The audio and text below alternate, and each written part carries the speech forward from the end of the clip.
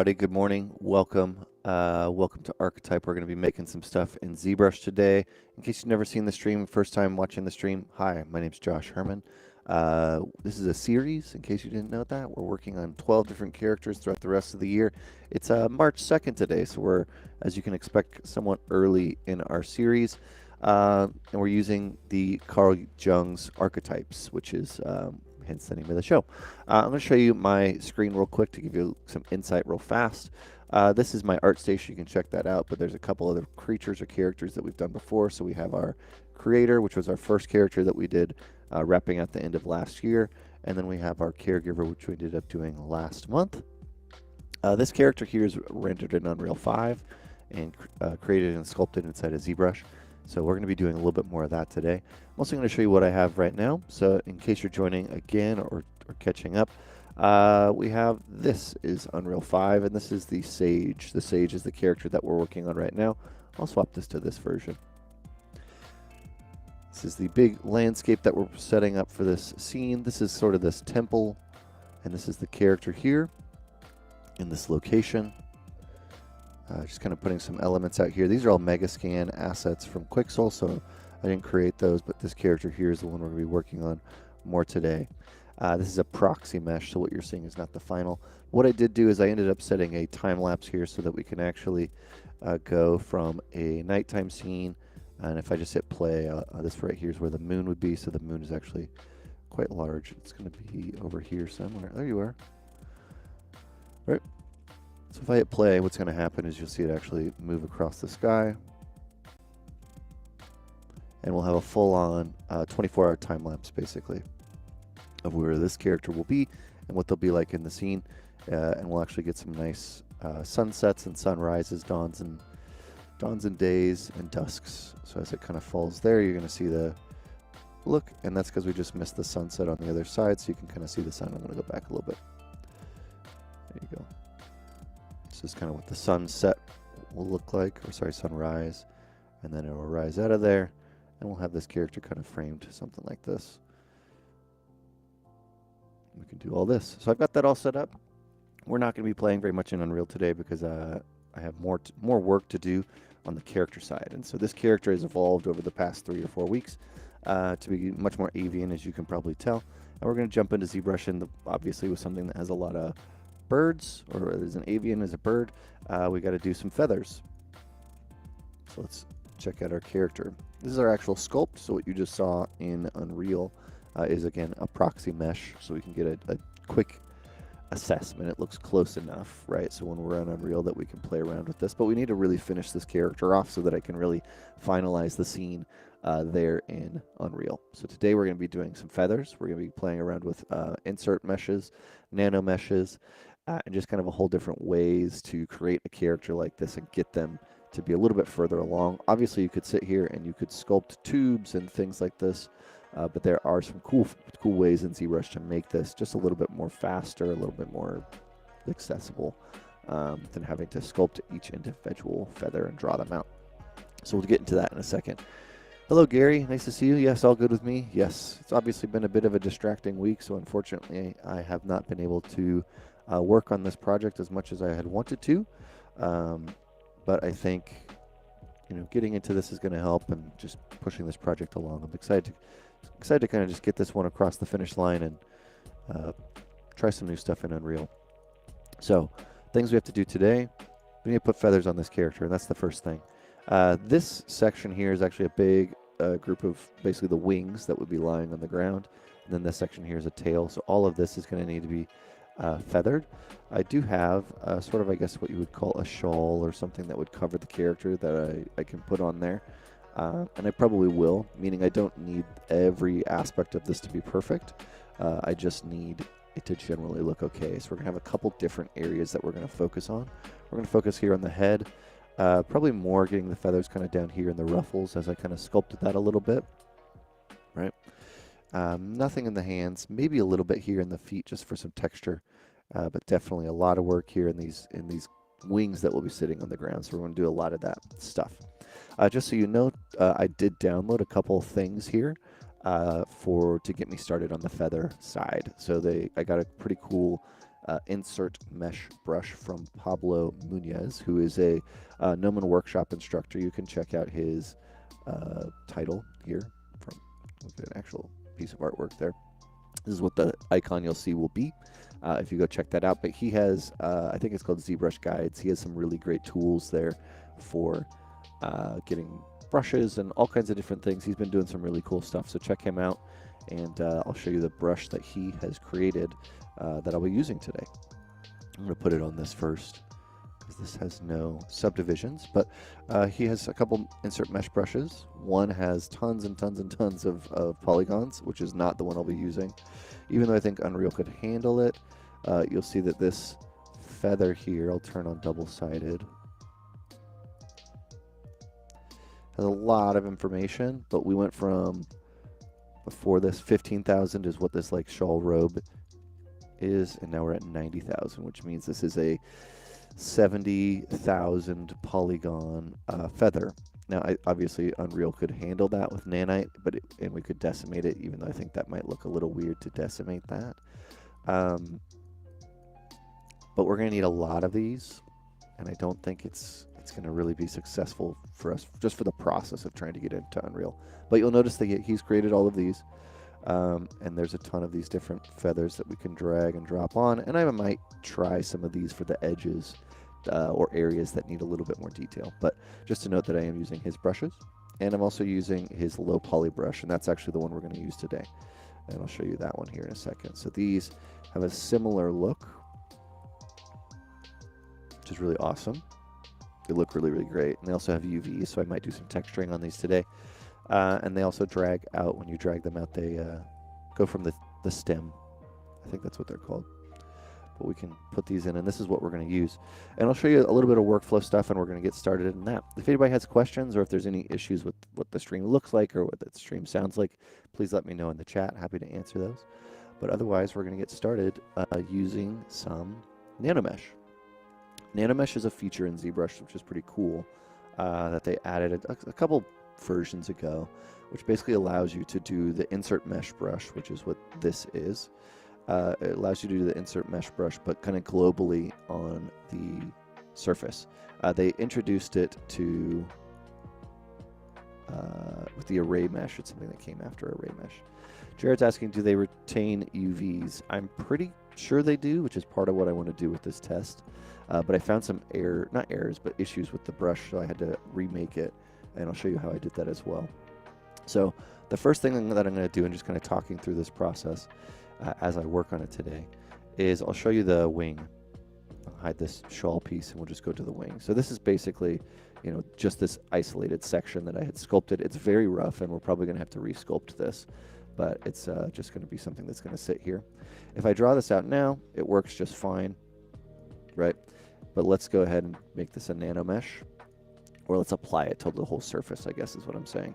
So what I need to do is I'm going to go into my Z modeler brush, and I'm going to hover over the surface of any face. Holding down space, I need to select this Insert Nanomesh button. I've already done that. I'm going to do Polygroup All. Because I already have it selected up top here, on the top of my screen, it's going to use the brush that I have. Now I'm going to go ahead and drag and put this on. This is one of the low poly ones, where it should be.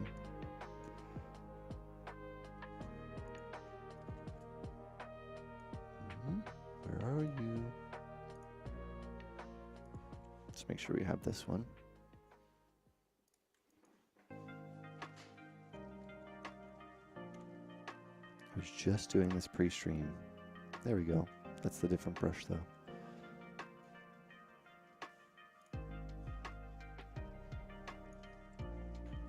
I think it's not set up as a nano brush. 1 second.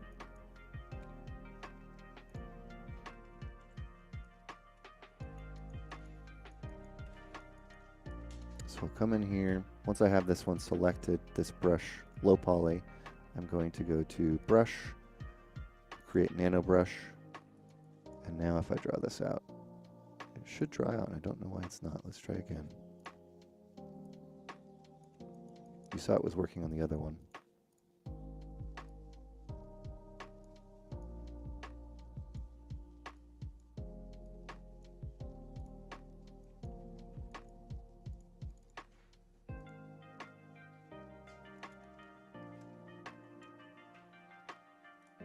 polygroup all.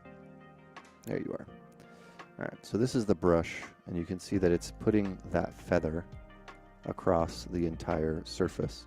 It's actually only doing it to the polygroup, and that's important to note because we're going to use that today as a way to kind of control what types of feathers, because Pablo has created several different types of feathers here, so we could even select like this one and say down here, see this is kind of a rounder feather.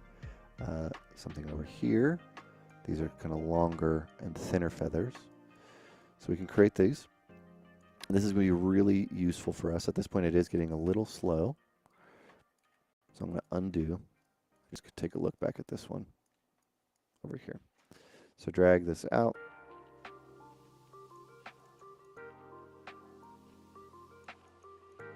I don't understand how all of a sudden it works and doesn't work. There we go. Now what I need is for these to basically lay down. This is a cool way, and as I was exploring, I was like, oh, I could make a cool you know, fur coat or something out of this pretty easily, which is kind of nice. But I actually need them to lay on the surface. And now there are some settings over here in the right side. I'll move them over my head so you can see them a little bit better. But we have our rotation settings. This is going to spin it on its axis. And then we have some other ones here that will adjust this as well. There is variance here on the right. We'll play with that too. But here you can see I can kind of get these to lay down. But the issue is that they're not all laying in the same direction, meaning they're not all going one way or the other. They're kind of crashing through each other. And that creates more of the look of like leaves, which this could be used for leaves or something like that. And this is the variance of the rotation as well. So if we want it to be, you know, slightly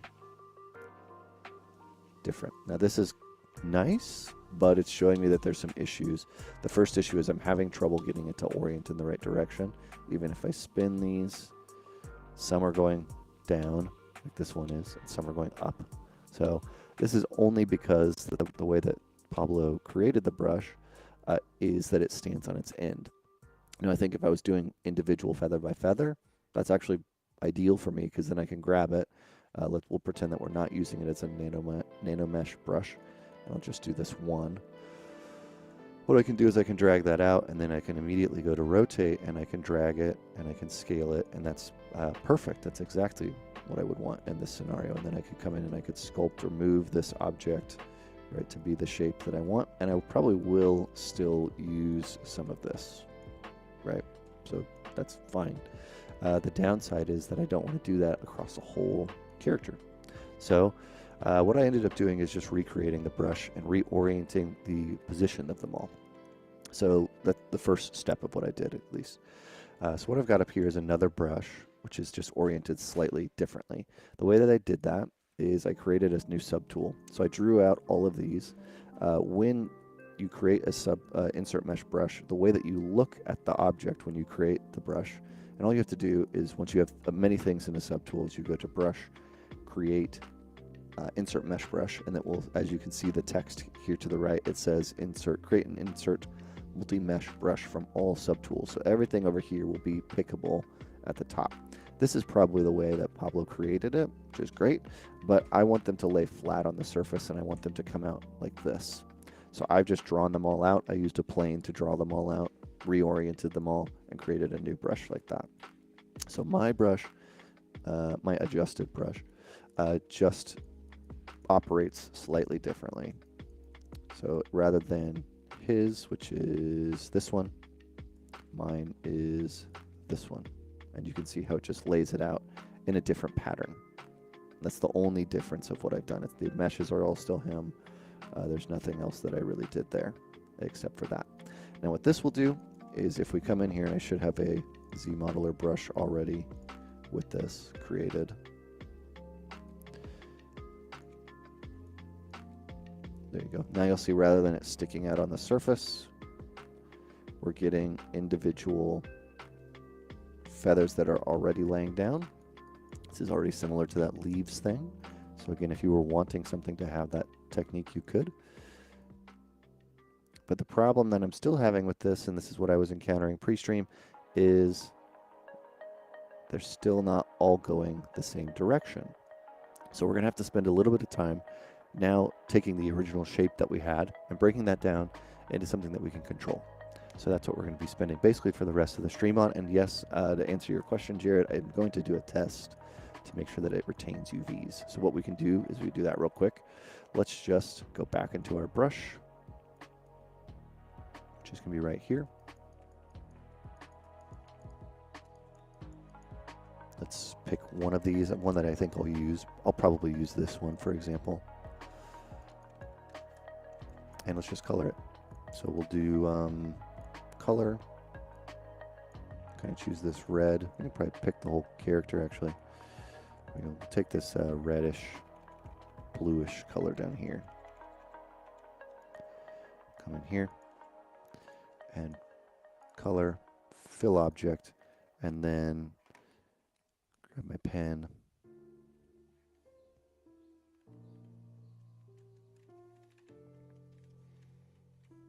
Just do a little lighter. There's not a ton of information here, but it'll be enough to get, like, you know, something. Because it's only coloring per vertex, and these are obviously very low poly.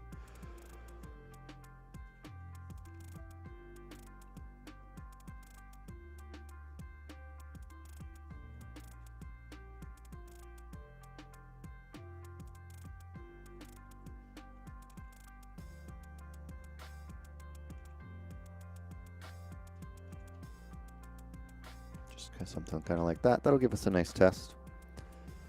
I could probably even just go a little further and give a little blue to the frill of this.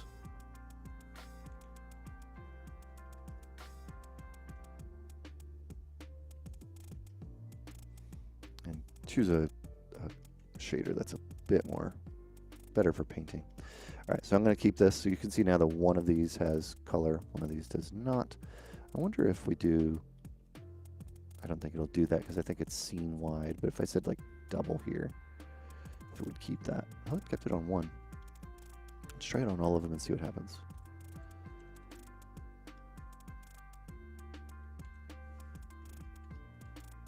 All right, let's just try this. Using the arrow keys, I'm going to hit this double on all of them. Turn off solo mode. That one. Okay. All right, we've got these laid out. Go back to white because that was the default. Lay them out. Brush. Create. Insert mesh brush. That's all you have to do, and all of a sudden you have a mesh brush. Let's go back to our character and try to make this one. Now, what's nice is this little preview here means that it's keeping this. I should go ahead and check to make sure that these have UVs first. Come in here. UV map. Okay. Texture map. Let's create from Polypaint. It does have texture, which is great. I'm wondering, because it's off to the side, if the other ones are going to lay out on the same sheet. Like if I just did new from Polypaint. They don't appear to be overlapping, which is really wonderful. So it looks like Pablo's done some really solid work here and basically set it up so they can all be on the same character, the same texture sheet that I could apply them, which is fantastic. But that means that right now it also has a texture on. So what if I take this? Let's do that again. Let's make that mesh one more time. Where's the brush? Great. Come in here. Turn this off. Select this one. Dragging it out. That may be an issue. This may be an issue for us. Because I see that it's colored here. But what if I turn... Oh, okay, it's because color was not on. Okay, so they are dragging out. But that's weird. Why did that one work and that one didn't work?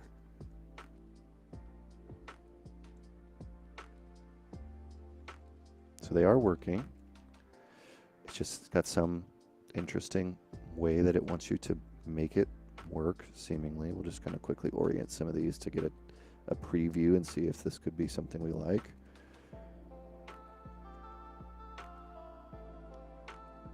also bent the wrong way, so I would want to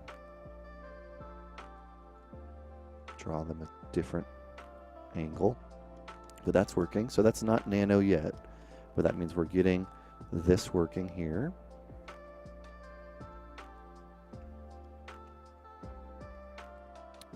It isn't saving the UV map, and I wonder why. I think it's because it's going to be attached to this, so let's do a quick test. This one, split hidden. So now the bottom, we have these. UV map. It's not letting me create a new texture. But what I could probably do is come in here, and let's see if this works. Because this has a texture, or should have a texture on it. I'm going to clone the texture. And come back. And I'm going to apply, or put a texture on it. So it didn't keep those UVs, but it did keep the paint information. So is it losing the UVs? That would be silly. We might have to we might have to solve this a different way. It's keeping the vertex information. We see that in here it has a UV. Did I select the wrong brush maybe? Let's come back here.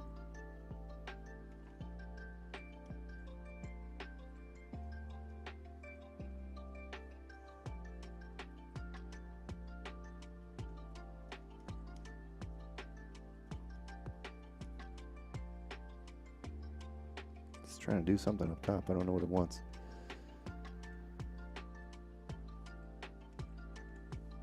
Make sure we select this one.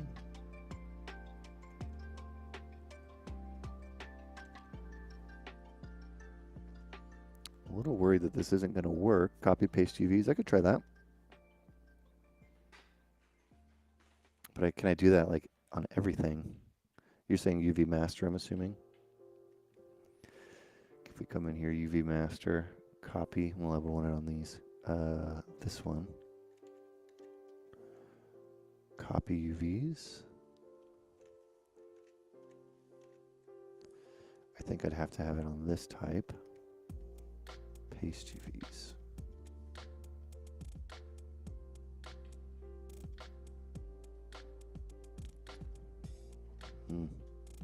Something. It did not like that. You'd have to do like one at a time. We need this to work before we can do the nano. Maybe in the brush palette, is there like a keep UVs option?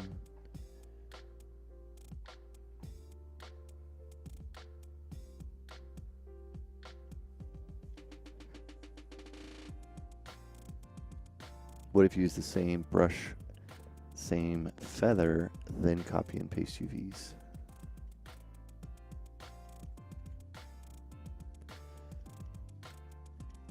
So this is the one that I made.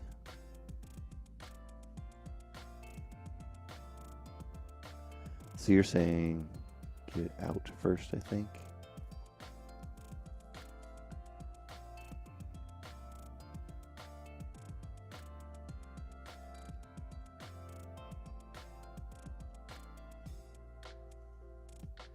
Just wonder, like, why can't it bring it over with the texture map on? What about planting hair on the surface and setting the hair to be a feather? I think that could be an option. Using fiber mesh as a way. I've considered that as well.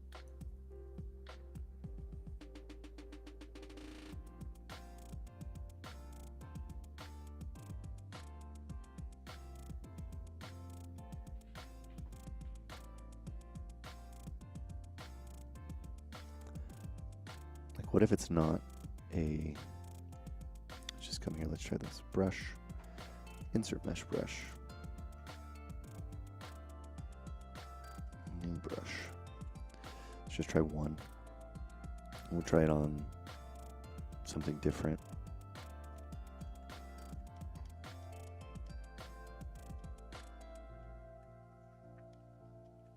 I think the problem is that it's it's appending it to an existing item.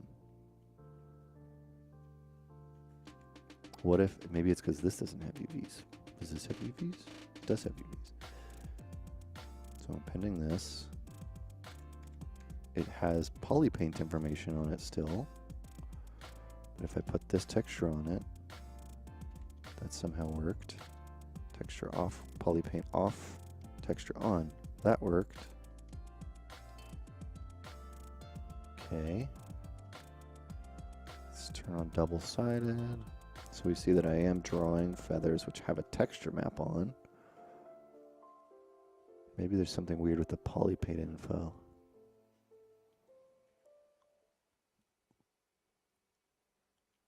Let's come over here. Let's take this. Let's work on something maybe a little bit more specific. Clone. We'll work on this as like our own little side project over here. So I feel like I need to, since this is a separate thing, I'll delete lower subdivs. That's fine. I'm going to just draw out one.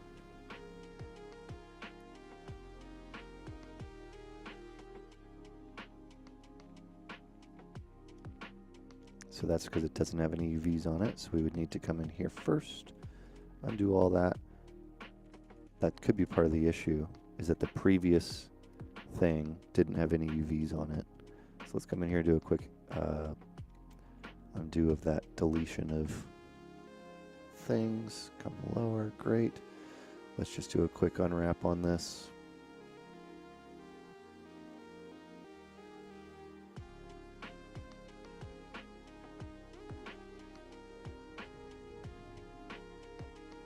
It's taking a minute, isn't it?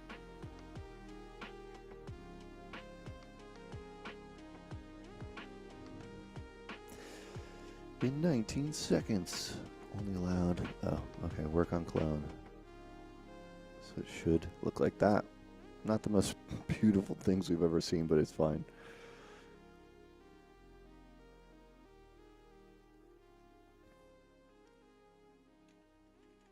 Okay.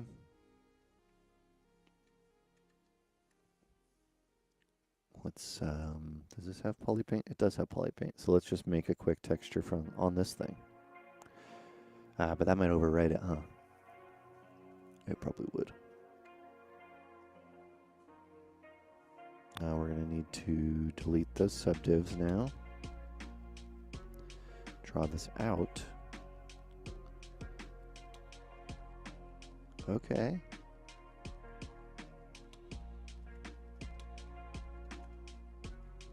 I'm going to undo the deletion. I'm going to delete the higher ones this time.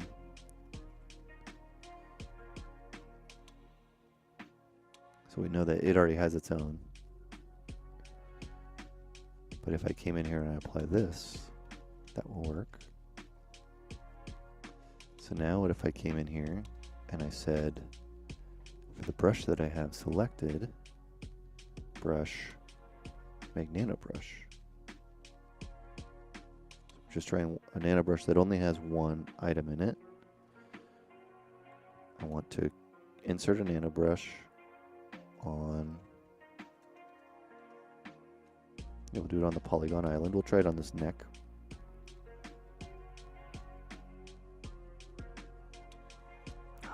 It's working, I think.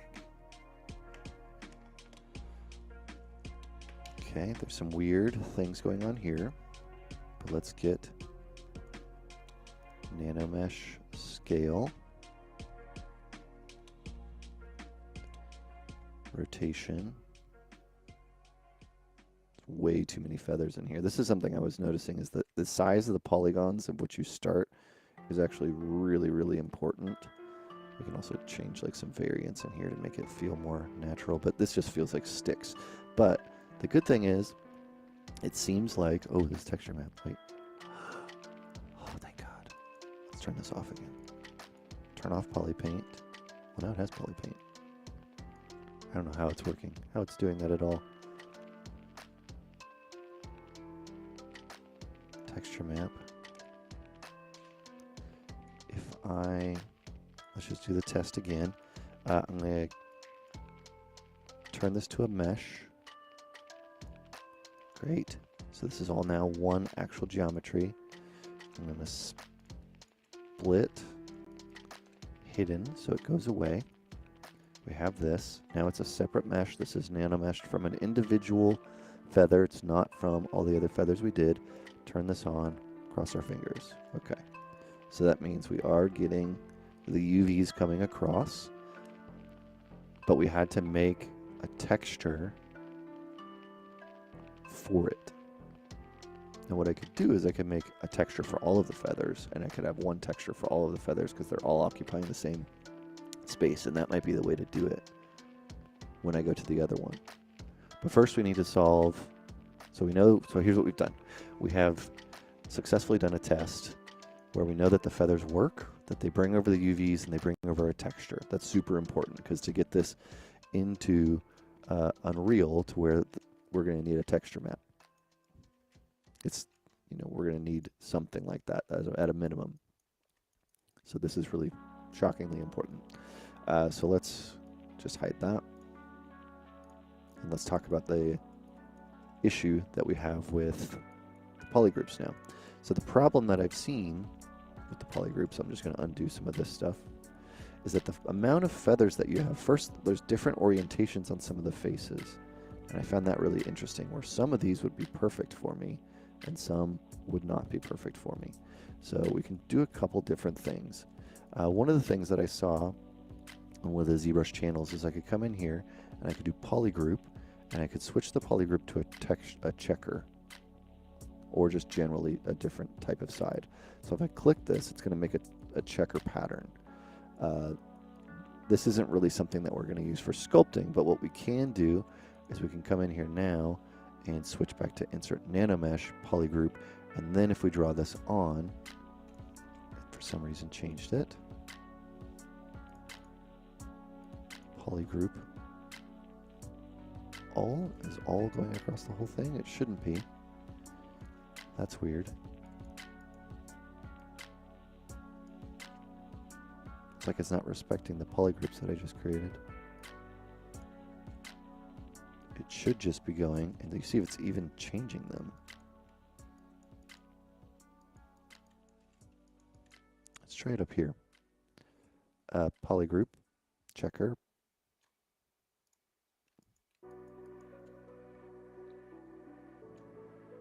Insert nanomesh. Why? Why would it be doing that?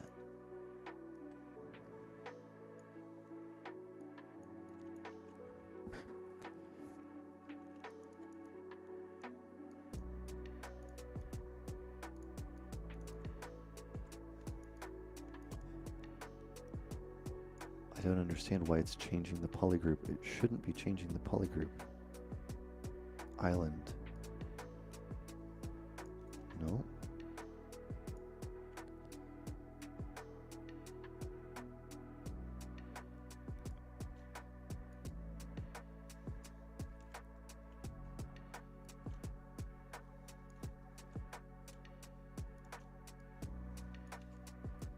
For some reason when I'm doing this, it's just changing the polygroup, and it shouldn't be doing that.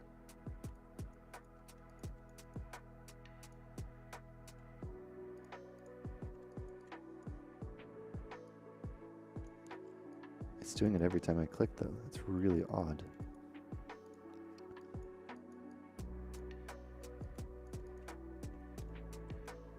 Maybe I'm on like some weird version of this thing. Oh, see, we can make cubes.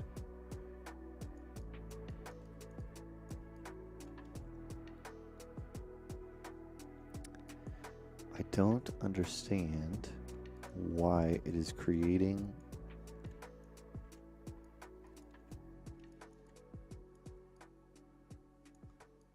that. Because we need some sort of a function like this, so I don't know why it would be creating a new polygroup every time I do that.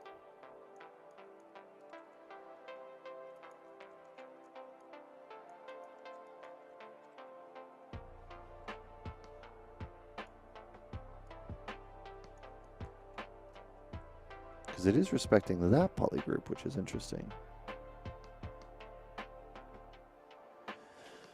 I'm stumped on this one. I'm kind of confused. I'm going to have to figure this out in a minute. But what we know, I guess, we don't have to use just the checkerboard. What I was going to kind of get to is that the overall size of the polygroups creates an issue. Meaning, you know, I can delete all these probably. Yeah, this can go away. Nope. Whatever these are. Go away. Meaning if I'm looking at my mesh here, the size of each of these polygons is going to create one feather. And just for the scale of this stuff, we'll put one on this quickly, I think.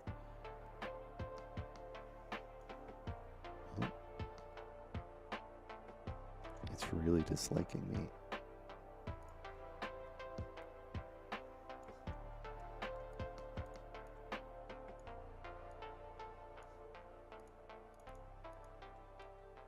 See, now it's not even doing anything. This is where I'm always like, are you just really tiny?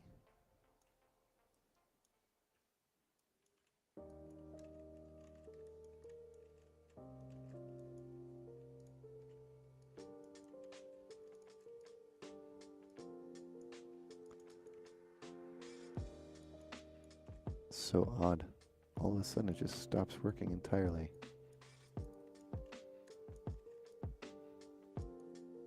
Let's go back to our other thing, our test ground.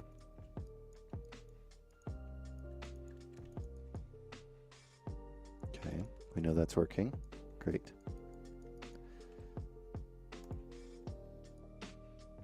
Okay, we saw it working here.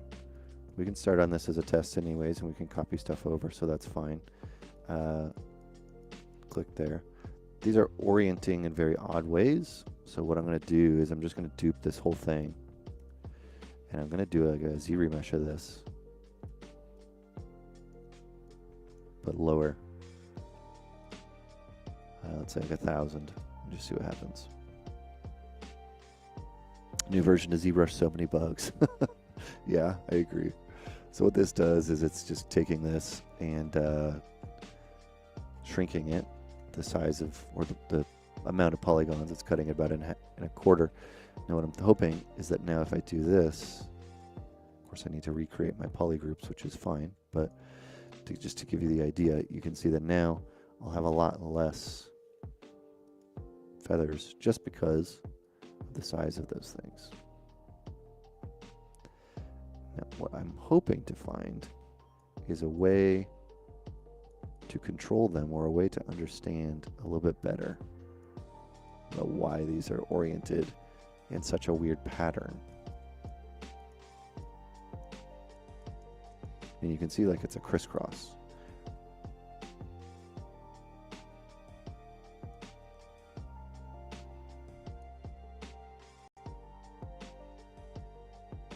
Make it a little bigger. You can decipher what's happening. Because if I can get this to work, what I can do is I can make them bigger. I can rotate them in whatever direction needs rotating, and kind of isolate them. And I'm happy to spend the time doing that. I just don't want to do it per feather. That's insane. Did you model a feather? It's a preset. I got this from Pablo Munoz, ZBrush Guides. It's free. You can go on his site and get it there. There's this one, and there's a couple other ones. There's a really high polygon one as well. Right, why is this not working?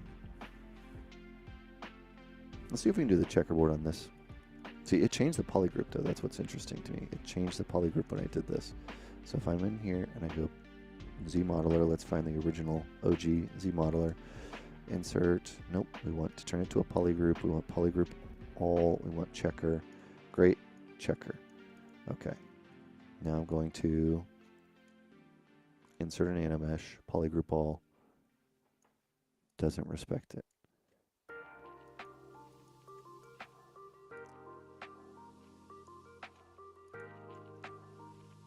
I do not understand why that's happening.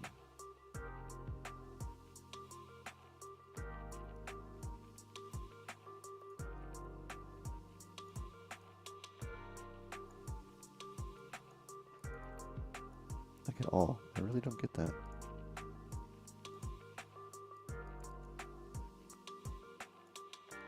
I would need to note to self, I need to UV whatever I'm going to do this on, otherwise the UVs won't transfer because it's not able to copy it.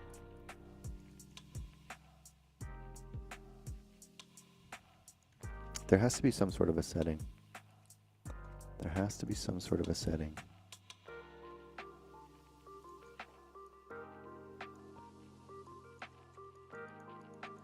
The other idea that I kind of have is to basically just make small controlled groups of polygroups. Either way, I probably still want this checker function to work, but what I could do is, let's just try this.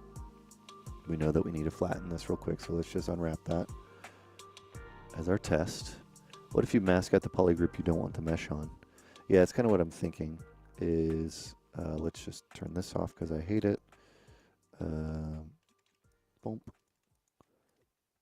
And say like I don't want it on this. All right, we'll start here, get this out of the way, get this out of the way, and we'll even like do this.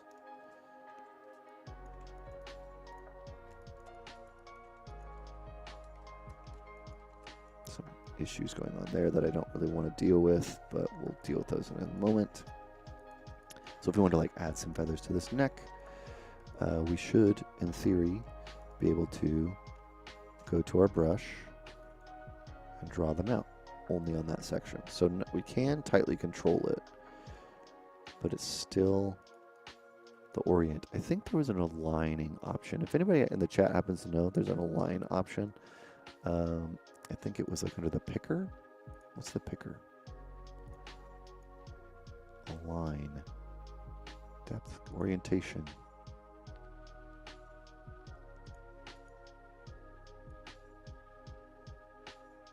That's kind of the same thing.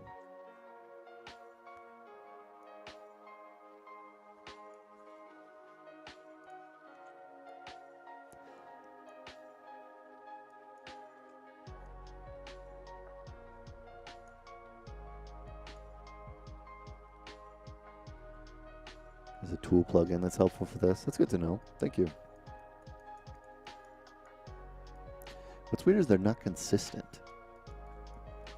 Like if it was like every other one, I would be fine with that, but it's like a weird series of Morse code.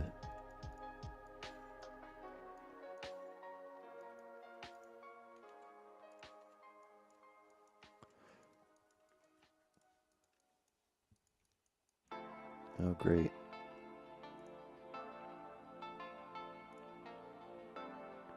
Sorry, y'all, gotta do some blocking going on YouTube side.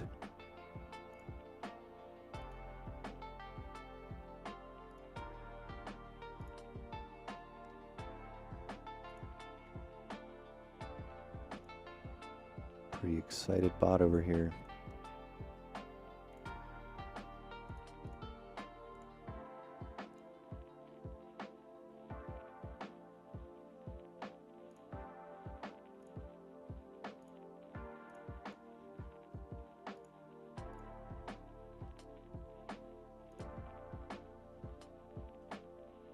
Should be fixed. Let me know if there's any issues. Apologies about that.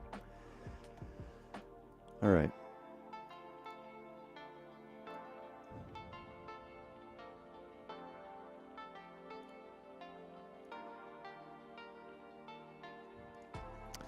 All right, so we're making feathers. We're having an issue where the feathers are not all coming out at the same orientation as I would expect them to. Let's come and make like a...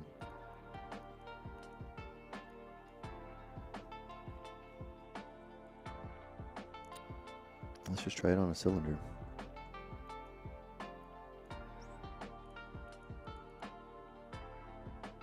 This is what I'm hoping for. See, like if they're all coming out like this,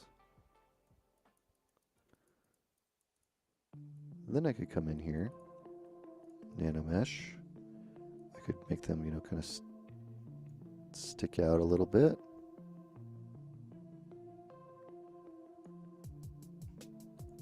Guessing it's based on the UV duration. Yeah, it's very possible.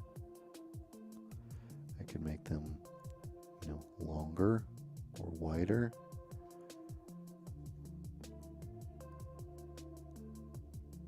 Get some variation in that. Kind of just looking in this section. I know the top is really weird.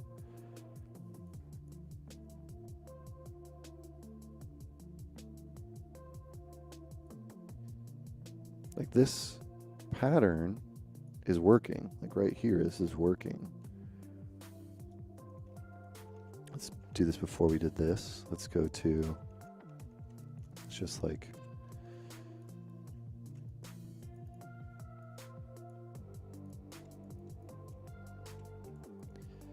try this thing too. Polygroup, checker. Insert polygroup.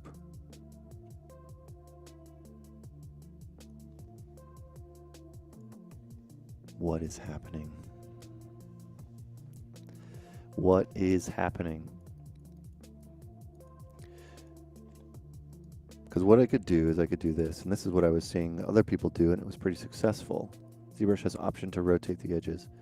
Yeah, but the issue is it feels like it's just not working.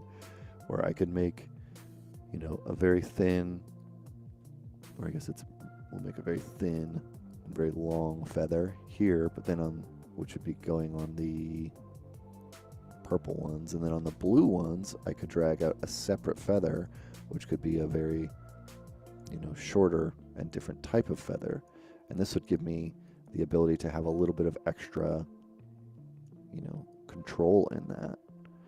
But I don't understand why it's not working. Maybe it is UV direction. Let's try that. Because it's not respecting that polygroup in these other meshes, and it's not respecting the tutorial. Sorry, it's not respecting the just reading the chat. Has clean uniform polys. No, you're right. But there's a couple problems happening. The first question that I'm really wondering about is why is it not respecting the checkerboard polygroup? Because that at least makes it so that I can have less in there.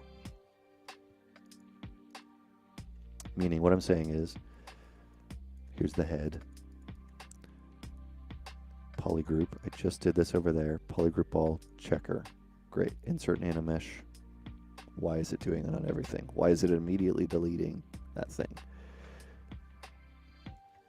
It immediately is deleting the checkerboard, which is one of the things I want to allow me a little bit more control, meaning I could have one type of here and another here, but I just did it here on a separate mesh. Meaning coming here, I'm going to try the same thing. Polygroup, checker, click. Great. Go back. Insert Nanomesh. Polygroup all. It is changing the color of the polygroup, which is very odd to me. But it's still respecting it versus where it's here. Doesn't seem to matter which thing I do. It's changing it. It's also grouping them. What is that doing? Why? Polygroup. There's got to be something in here. Checker, overwrite, pick existing. That has to be it. Insert Nanomesh. Let's try it again before when we make the polygroup. Polygroup, pick existing. Okay. But it would still be doing it before. Yeah, still wrong.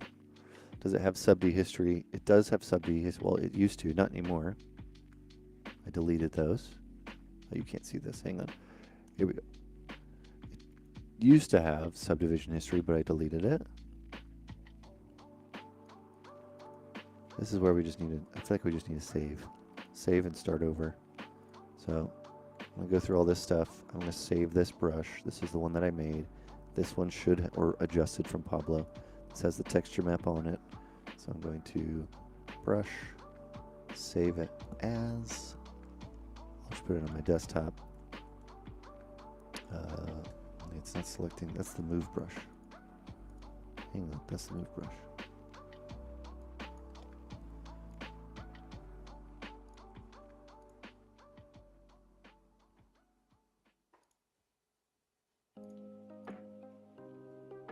Save a couple of these. Save as desktop, solo, feather, UV.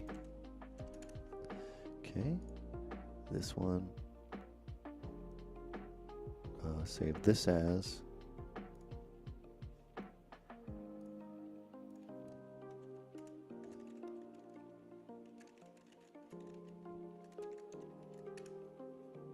It seems you need to wipe out all kind of history. Yeah, exactly. But they don't really have that. I mean, yeah, Polymesh 3D, but I think I did that over here. Let's try it though.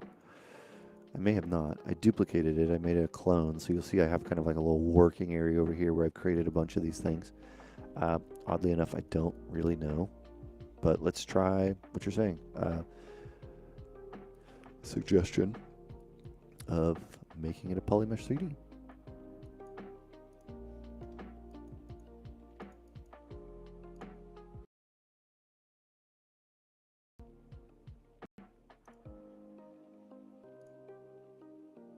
There we go. So made the Polymesh 3D. Now it's here. Let's try it here. Wrong one. Z modeler. Still on everything. All right.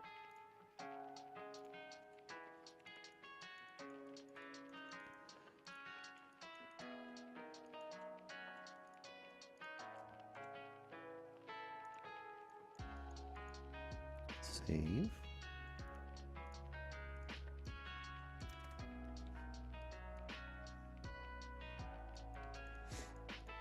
And we're going to just close.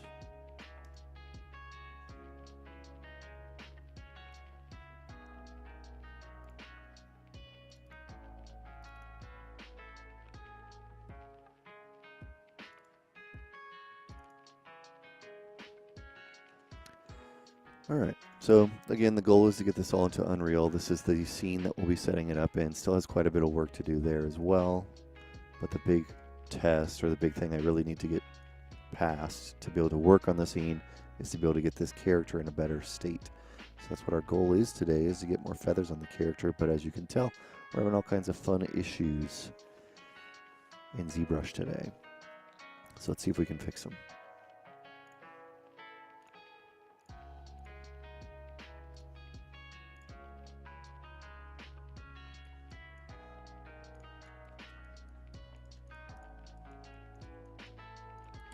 So what I'm going to do is I'm just going to take this, I'm going to clone this object so it's its own thing.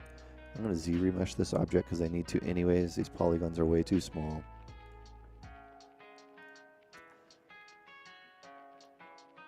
Even that's going to be probably pretty big. Again, notice that each one of these would have its own feather. So I'm going to undo that. I'm going to say like 2.5 as my target. You can't see that, but it's right above my head.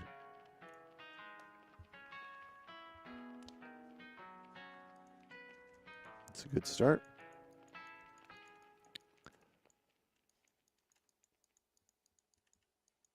I'm going to do a quick brush auto masking.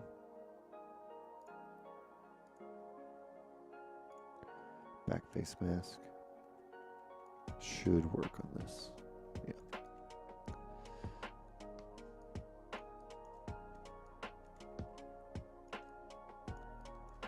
Just going to do a quick mask on the bottom, just painting it in, and I'll polygroup that. That way it's ideally not going to be creating all these feathers underneath. And then I'm just going to mask this real quick.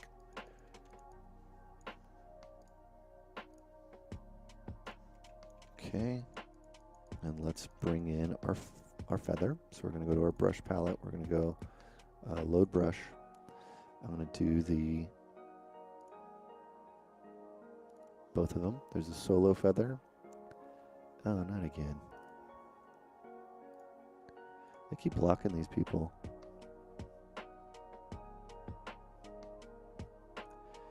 We might need to get a full-time moderator here.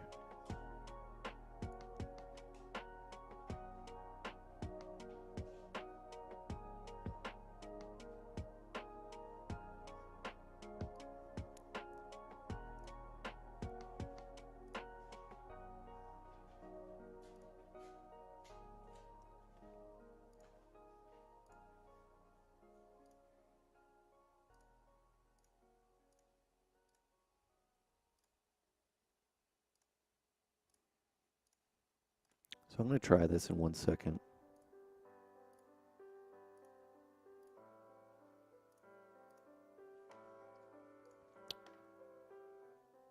All right. So I've imported the 2 brushes. I'm going to select this one. I'm going to make a brush. I guess it's already over here. I'm going to do create Nanomesh brush. So I can select this when I need it. That's the one I'll be selecting to insert it, right? What I'm going to do first is I'm going to go to Z Modeler. I'm going to try this part first. We're going to do Polygroup all checker. Okay, let's see what these other ones do.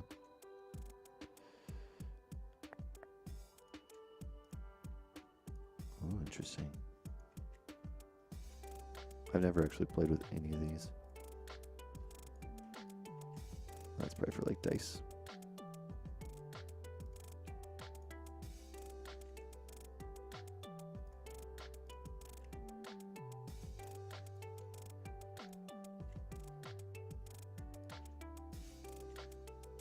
Okay.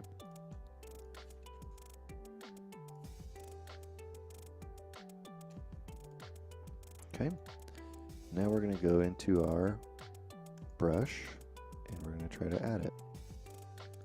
Okay, but first we're going to go for the whole polygroup. There we go. Still oddly oriented though. Now maybe this does have to do with the UVs. Somebody had made a good call about that, so we're going to try that real fast.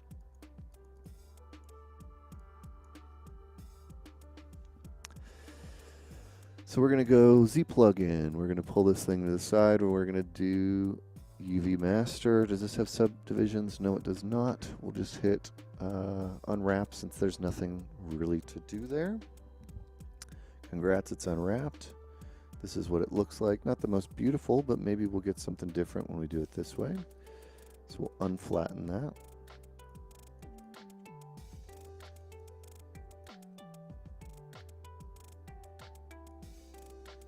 Still an odd orientation, but we'll go ahead and we'll do that. Polygroup, checkerboard, insert the Nanomesh.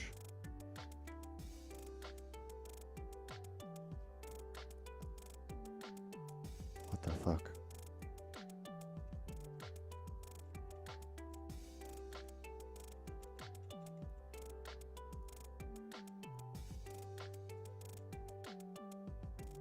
Why did it overwrite it?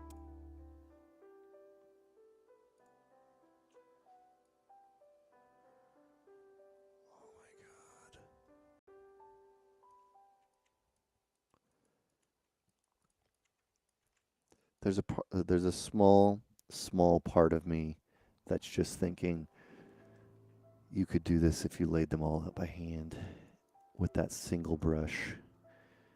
And I really, really don't want to do that.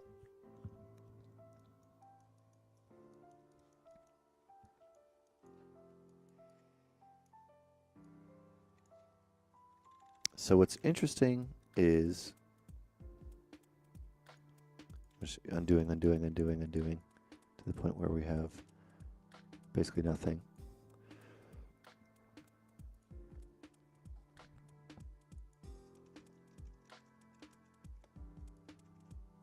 This is when it was flattened. Let's make it before it was flattened. This is before it was flattened. It's like there's something happening with the UVs. Polygroup, checker. Great. This is before it was UV'd, I think. We'll see in a second. So we can see it is working, but that's because there was no UVs. But I need there to be UVs when I draw out this thing, right? I mean, it's coming out with texture on it, though.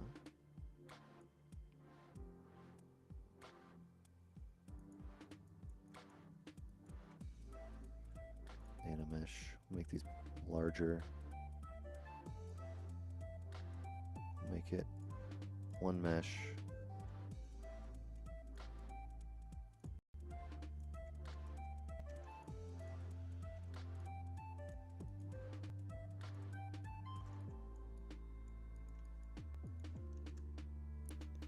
This is just really hurting my head. It's really odd.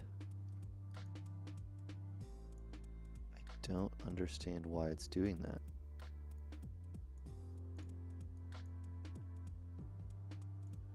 I don't know if that texture is going to be there.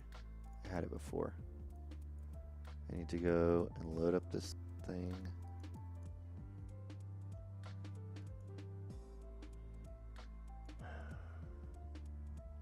You thought the normals were what dictated the orientation of the face. I thought so too. I thought so too.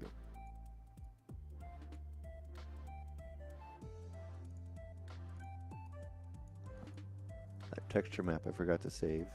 And the subtool that I made the other tools with I forgot to save. When we restarted. So I don't actually have the texture map for this.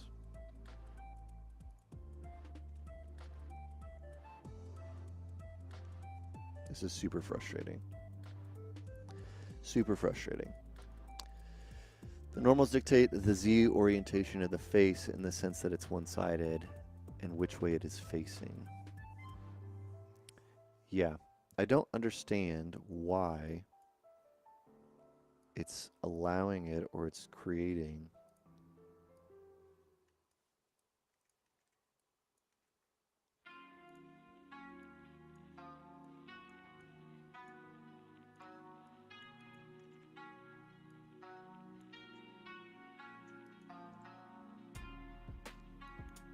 this is just an insert mesh brush.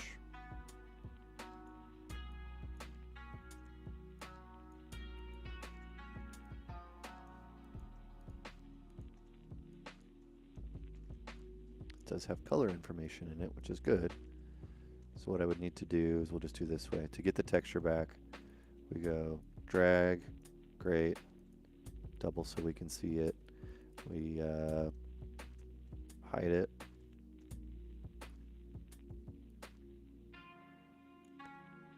We're going to split hidden so it's on its own thing. We're going to show this. Then we're going to go texture map, create from polypaint. Now we have the texture.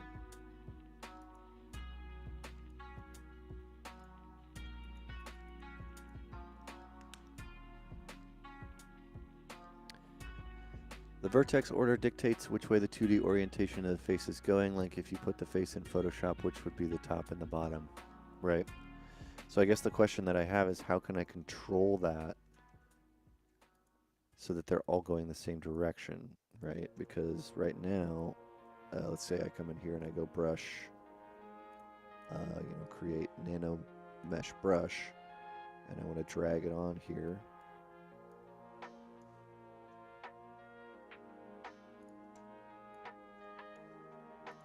Apparently it doesn't like that.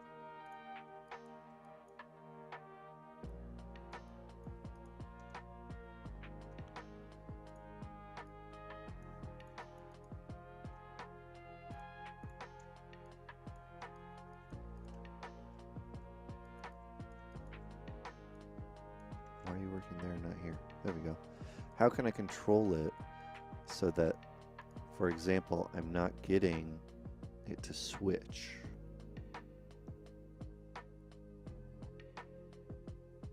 If I retop up manually, fiber mesh fit press alphas. Yeah, somebody has called that one out a couple times. So let's give that a shot. Because this is, I think that there's like huge potential in this, obviously. It's just, I don't really want to sit there and manually retop this thing from beginning to end. Maybe there's a quick, we'll do a couple of quick tests, I guess. We'll duplicate this thing, go into Zremesh.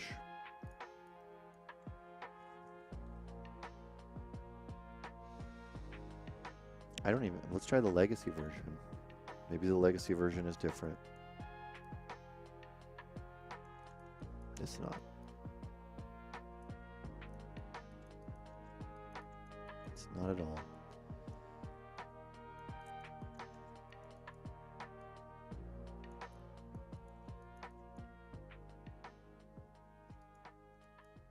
I'm gonna try some fiber mesh, I guess.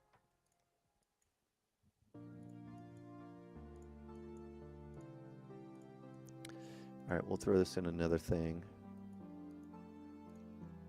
Let's try the head again, because it's just more fun to work on. We'll clone this. We'll use some fiber mesh. So there's a couple things we could do. You could do lightbox fibers. Pick any one of these, right? We'll just pick like tall weeds. The thing about fiber mesh is it usually requires you to BPR, which then changes the way that it looks. Maybe I should, before I do any of that, turn that off.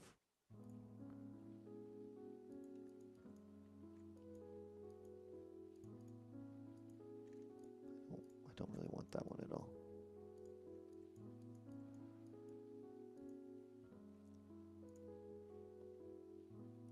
That's the texture.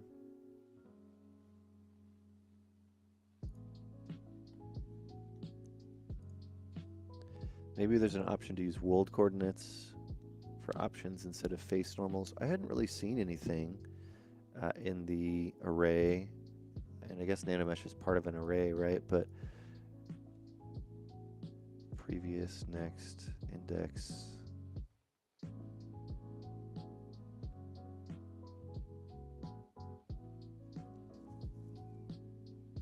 Let's just come over here real quick one more time.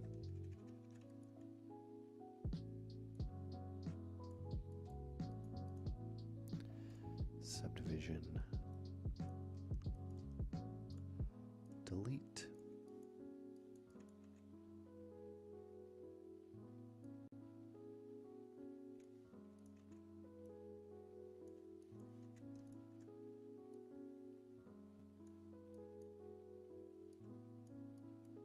Because it's in like strips.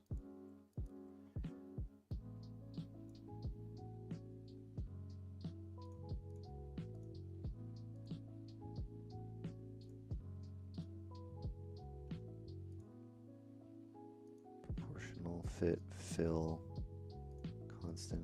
No, that's just the way it fits it. It says how many times it's alignment. Let's try this. No alignment. Okay, align to normal. Oh, thank you, God. Look at this, everybody. We found it. It was under alignment. Oh.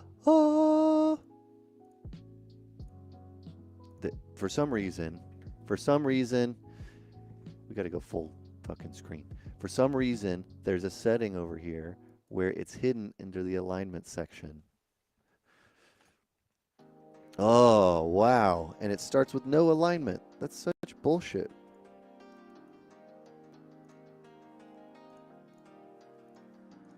All right, now we can play with this. So it was going either by point order or no alignment.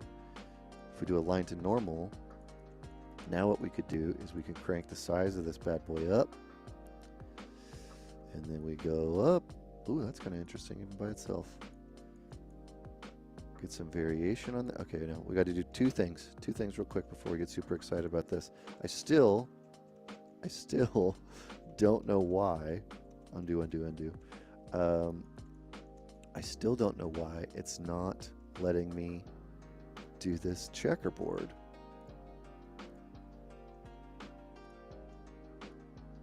That is still wildly frustrating. There's always fiber mesh. I know there's always fiber mesh. But fiber mesh, I have trouble with. All right, we'll explore the fiber mesh, but we know about the alignment tool. Great. It only took us an hour and 10 minutes. And you're right. You do get the additional benefits of gravity and dynamics to play with fiber mesh. I hear you. So let's try it in a second. Fiber mesh. But at least we found the alignment tool, which is just so wonderful. Fibers. We'll just pick one again. That one was way too long. Just really annoying. They're also... this mesh must be so small. Perfect. We want it to be... Can't you bring in an object? Yeah, exactly. Life is the three. You're like, it was there so soon. Fast preview, curves, BPR, export. No. Where do you bring in a mesh, though? That's a texture. I don't want the texture. Because this is the base, the size. Because I know you can bring in a mesh. You have to be able to bring in a mesh to be able to do something like this. This is an image, though.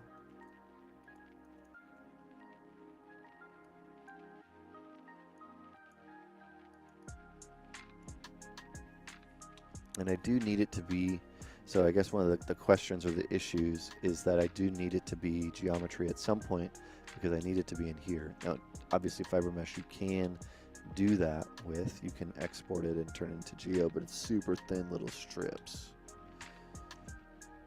But is there a way to get a mesh in fiber mesh? Import mesh into fiber mesh.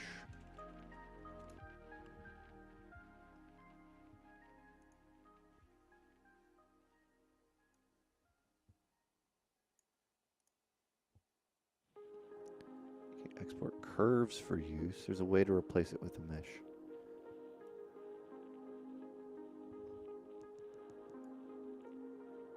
Color, image, profile.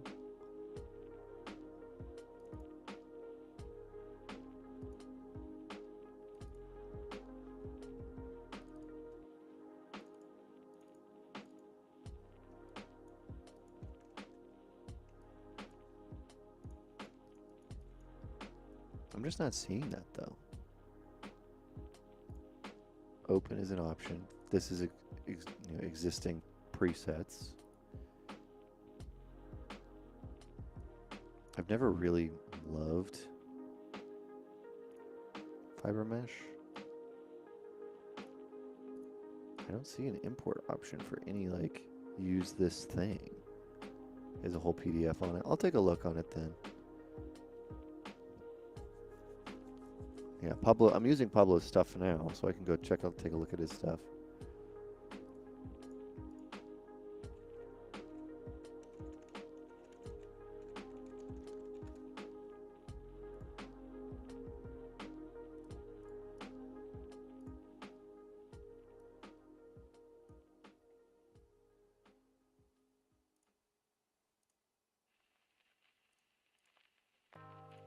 Just scan one of his videos real fast.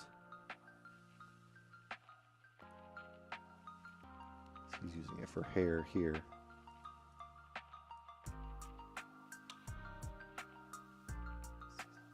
This is on Pixelogic's channel, by the way.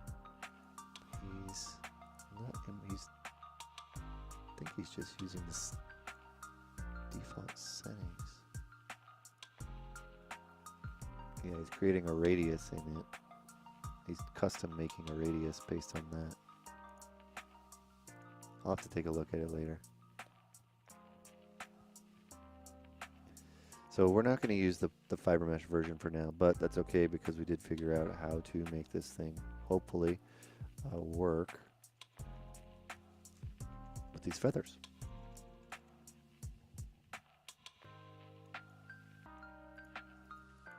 Alright, let's turn off this fiber mesh here.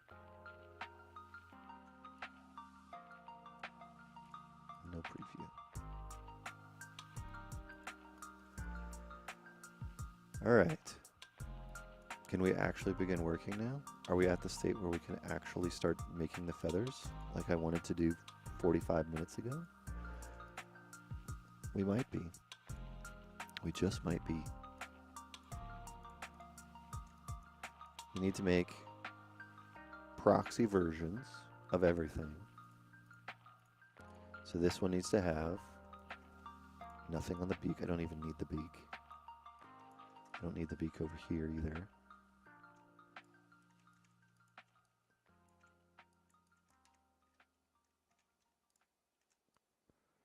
Definitely don't need whatever that is. The mouth bag.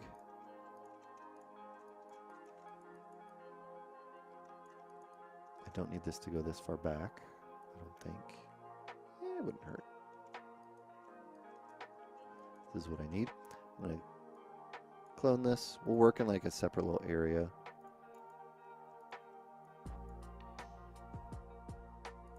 Apparently I used to have a little thing called a backpack, which when I loaded up the software, it didn't decide to work.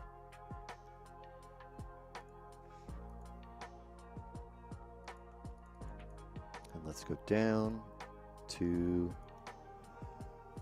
Oh, that feels so good to have found that. All right. What are we doing? Let's recenter. Okay, deleting hidden.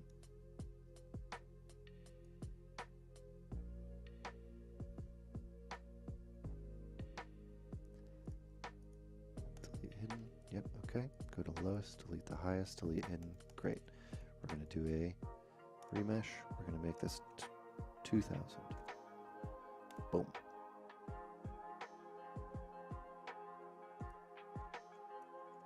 Be a little low for the head. Let's try it on the head first. I'm going to go here. I'm going to go back into this. I am thinking I might need to make a texture map for all of these, but if I make it now, I can apply it to them all later, in theory. Because there was a weird order of operations that we discovered, right? Let's start on the neck. What kind of feathers are on a neck? I found this really beautiful reference piece. This is kind of cool.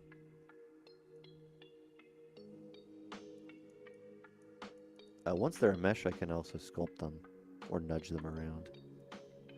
So we're going to go for something kind of like that. Obviously the bird's head is spun around, so it's a little hard to see exactly what it is, but those are pretty thin.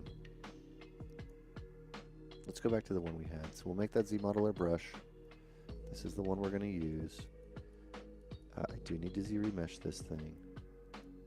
Duplicate. Z-remesh target 2. Great. Undo. Keep groups. Try again. Great. Don't need it there. Don't need it there. Don't know why you're here.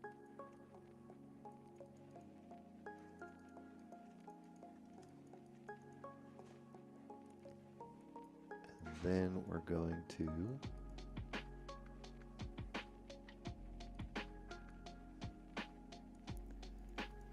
see how there so few of them, or much less of them, is helpful. It's a normal, short edge, long edge, near edge, point order. Normal's fine. Now this is only a weird thing. Is it? Would it be helpful for me to just do half? Because it's wrapping around a cylinder.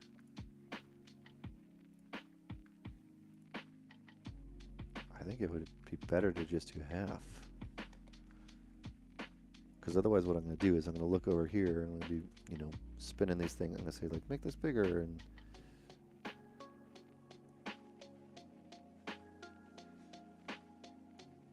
then I'm going to get this the way I want it.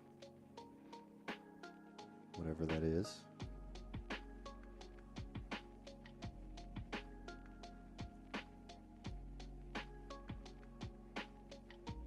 And then I'm going to come over here and do that's backwards. It's not as bad as I thought, though.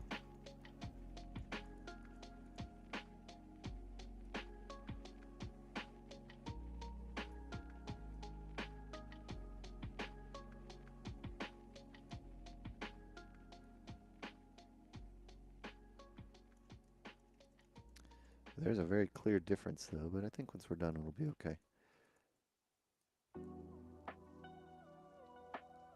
Just gonna push them out a little bit more. And then we'll get the variance, some variance.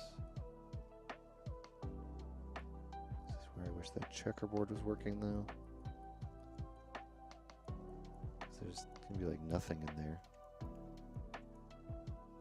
Can this be mirrored? Once it's geometry, it could be mirrored. That's why I was wondering, should I just do half?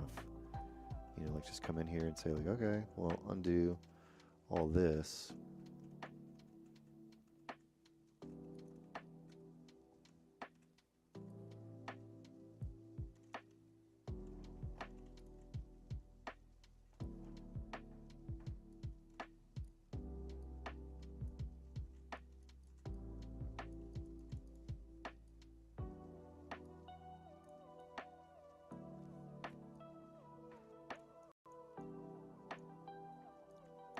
I think we just do it this way. I feel like I need to mirror flip. Ooh, that's the one. That's the one. Alright, width. We're not going to adjust that too much right now. Well, before we do this, let's try one more time with this checkerboard and then I'll stop complaining about it. Z modeler. Polygroup.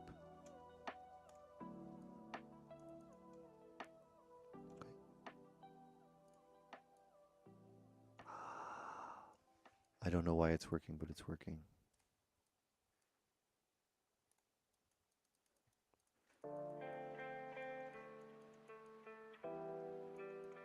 The stars have aligned. All right, that's wonderful. Let's make them a little bit bigger. Let's make them a little bit longer. Let's offset them so they feel like they're sticking into it a little bit more. It's not even close, is it?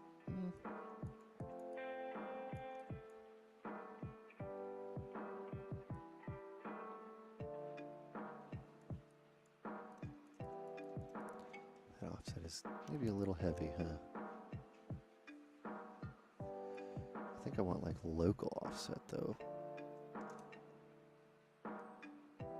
So that's just moving the whole object.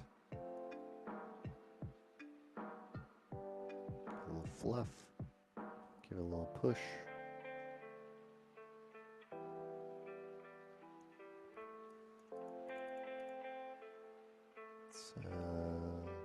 Okay. A little extra fluff in there. And at this point I want to do kind of the same thing and say like, let's give a little variance to the width and the length. Same with this, the rotations, just a little bit of rotation. Oh no, not that one.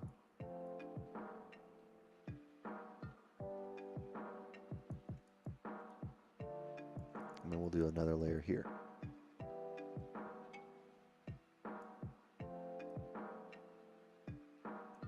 Align to normal. We found that to be the key. Align to normal. In case you can't see, it's under my head. It's right here.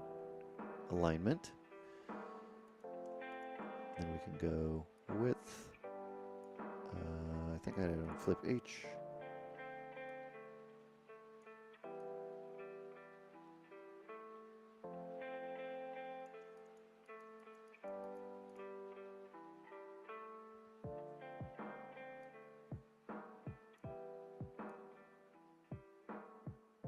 Make some like flatter ones. I could have, and I should have probably just used a different type of feather here. That's okay.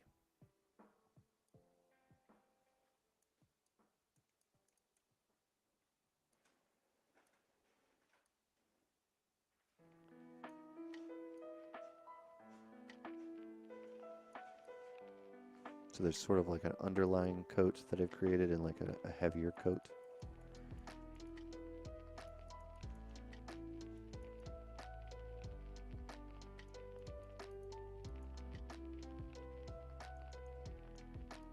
Yeah, specialized adapted scales. That's an interesting thought. I had never really honestly thought about that, but yeah, that is true.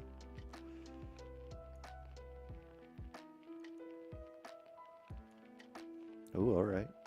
You will enter the school. Mark your words. I'm marking it right now. 11:25 Pacific Time, March 2nd, 2022.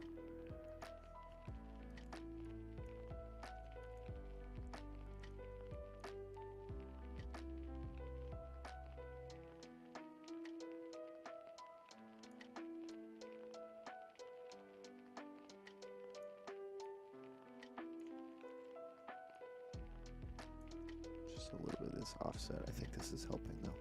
All right, and then what I need to do is go to inventory, one to mesh. And I think I have to do this one as well. It's going to look like it disappeared.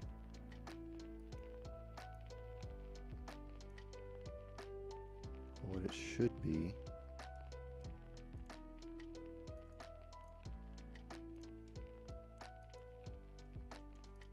is on here.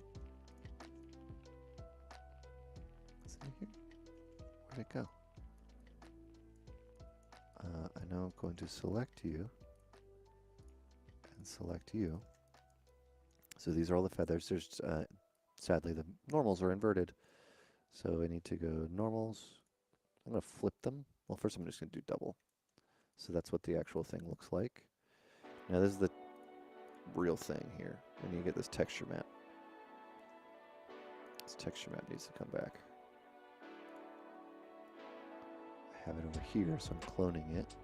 I'm going to grab it back here and applying it to these.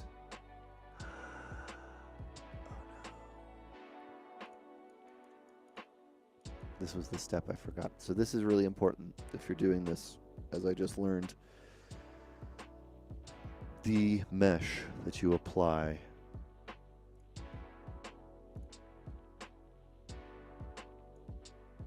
your Nanomesh 2 needs to have UVs.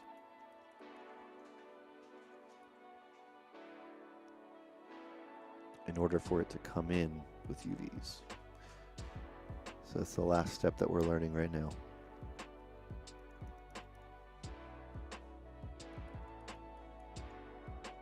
But as you can see, we have feathers, at least on one side. So can I mirror this? Yes. Once this is split hidden. Once this is geometry, which it is now, you could come in here and do a bunch of different ways, but you could just do the basic, which would be modified topology, mirror and weld, and then you would have feathers. Now, what we need to do now to fix my problem and to give these a texture map, again, these have to have a texture on them. They can't just be poly painted. It's because we're going to put it in Unreal. Unreal needs textures. So, we'll need to do this again, but we know what we need to do. And now we know it was working, which is probably the most important part of this whole thing. So we come in here. We need to come in here and just make a quick UVs.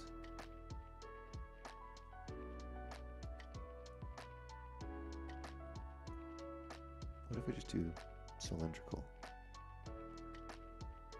Just do a fast test.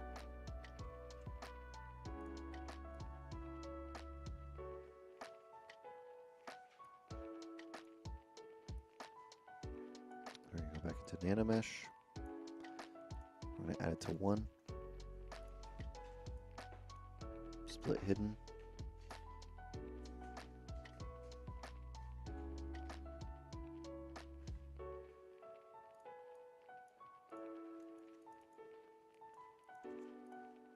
In theory now, if I put this texture map on, these will work. So that's what we learned, is that in order for them to have textures like this, because this one cannot have textures, which is the one that we just did, right? Saying there's no UVs. I can't copy the UVs because it's hundreds of feathers, so it's not going to be able to say this one with a single UV is going to work on hundreds of feathers. It needs to come in with the UV. But if there's no UVs on the base when we apply the Nanomesh, then it doesn't bring in anything. But if there are, and even if they're bad, meaning I just did a quick cylindrical here, it will bring them in. So that's super, super, super important for us to know. And we also know that we can mirror this now, which is nice.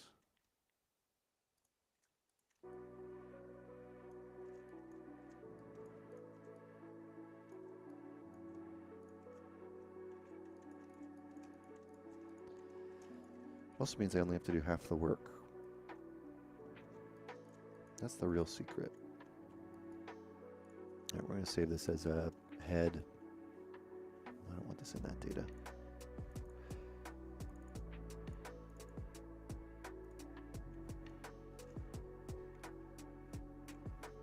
Sage, head, feathers. Okay, we're going to come in here. We're going to go back to our Z modeler brush. We're going to do polygroup checkers, checkers.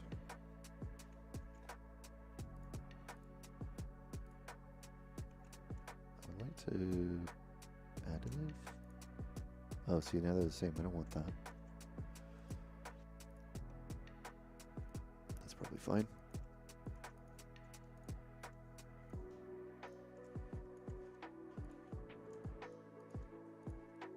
Probably just hit Control W to change those colors.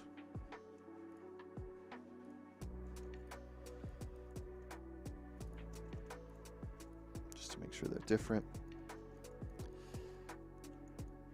All right, let's do this again. So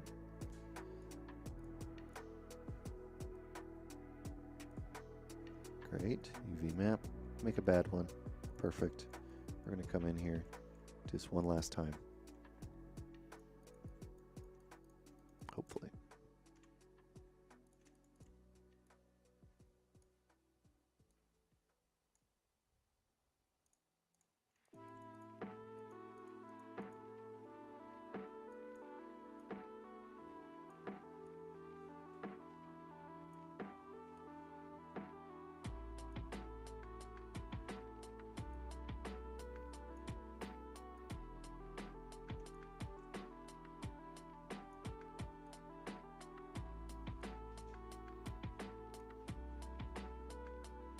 Obviously don't need all of these, so this isn't super, super important.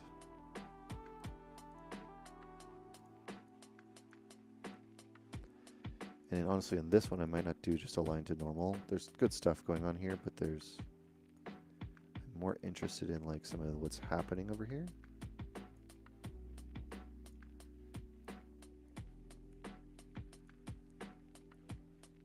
Like really just kind of this stuff up in here. That's okay. So inventory, want to mesh. I'm going to really wish my hotkey was set up. Let's make one. Control Alt T. It's now split. Getting in the test. Bringing in the texture map. There we go. So we know that those work. And that'll probably just add a little bit of detail when I get to the head. I'm not going to look for crazy amounts there right now. And if I need to, I'll do on the head, I'll do them one by one. I think this can go away because we want this one. All right, these can be deleted. Those, unfortunately, can be deleted. We'll do those now. I think like some of these. I'll do a quick auto groups on these. That just makes each one of them their own thing. That way I can go, I don't want any of you.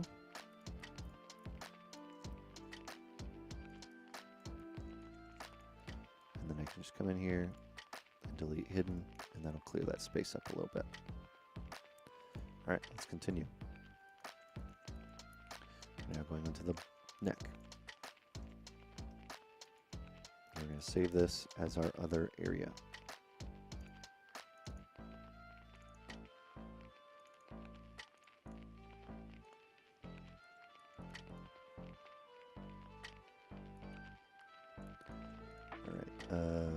Brush, Z Modeler 1, perfect. Alignment, normals. It had flip H on, I believe. Yep.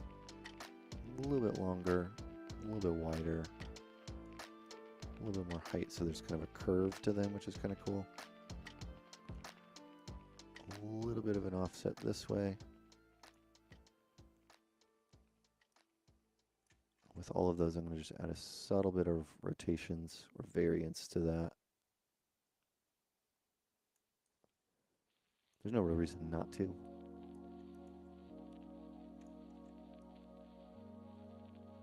This will be our, we'll make this our underlayer.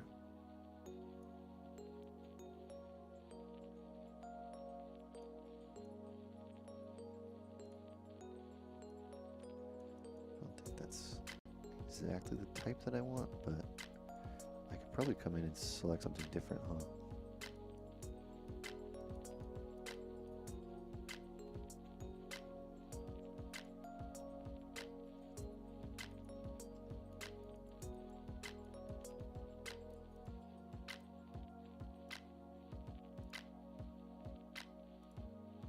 It'll be fine for this one. We'll flip the other ones.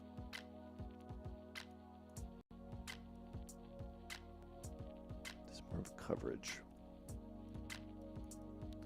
Okay, and then we're going to do it again. Align to normal, make them a little larger, rotate them, just getting them out so I can see which way they're going.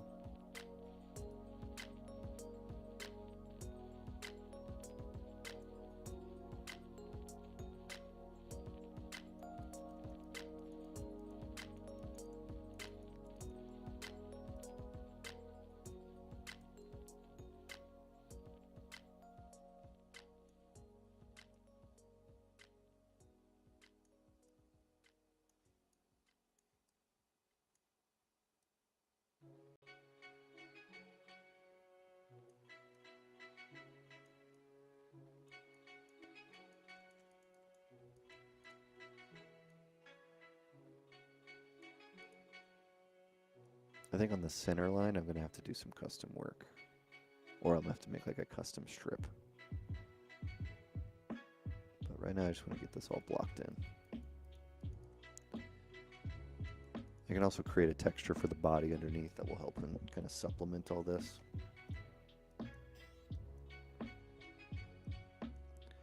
One to mesh, one to mesh.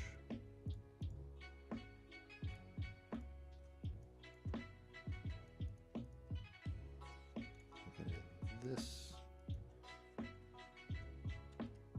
Okay. So we have those. Again, do our double, triple, quadruple check. Make sure it's working as we're moving.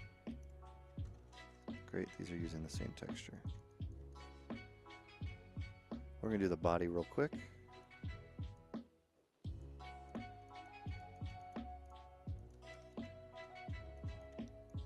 These can be a little bigger, I think.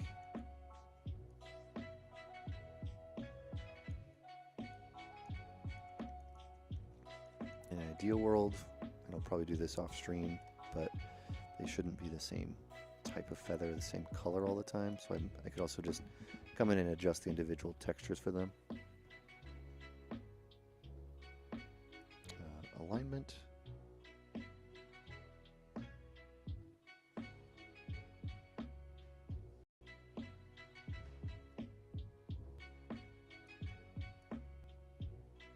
There's some color adjustments, it looks like. Use base mesh UVs, use base mesh textures. Interesting.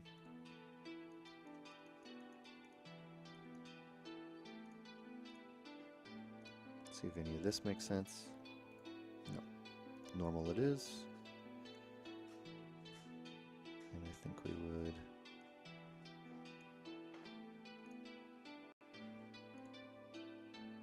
flip them. Just generally make them quite a bit larger.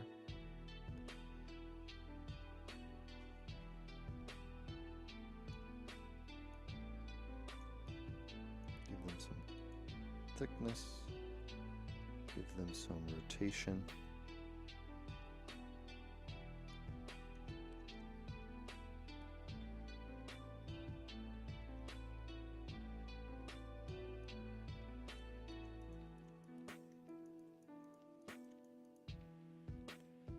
This is the length. Oh, that's actually the width. Variation in the width.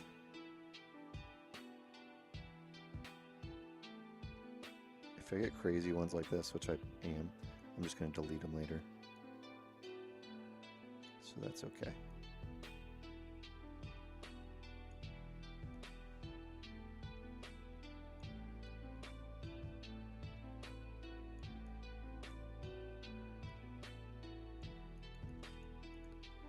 I feel pretty okay about just that one, to be honest. We'll see how that looks.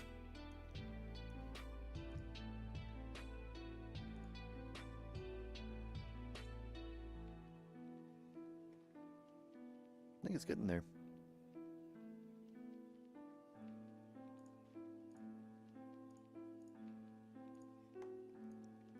So what do we gotta do? Oh, we need to do the inventory things. All right, so one to mesh. Use my hotkey. Turn this on. Give them a texture. Say this is all our feathers now. Before I do that, I'm going to come in here. I'm going to make that polygroup. I'm going to make the polygroup auto group. It won't look like anything's happening because of that, but I can now just delete any of these that are a little over the top or just really distracting. I can also leave them in there if I really don't, they really don't bother me, which at the moment they don't. I have 20 minutes, just under, left in the stream. And I'm going to see if we can get this as a test in. I've been having a little bit of trouble with my mesh getting it into Unreal. So that's obviously a nightmare. Do all those feathers have textures? Yes, they do. They do all have textures on them. They're all using the same texture. It's a very simple texture, but it's just enough color to kind of get some information on it. So let's just delete hidden on that real fast. Not merge, this one. Okay. What I want to do, I want to come into each one of these and I'm just going to clone them. Actually, I'm not going to clone them. I could clone them. I'll come over here. I'm going to insert this. And then I'm going to come over here, click this, and try this. This should be how it works. Yep.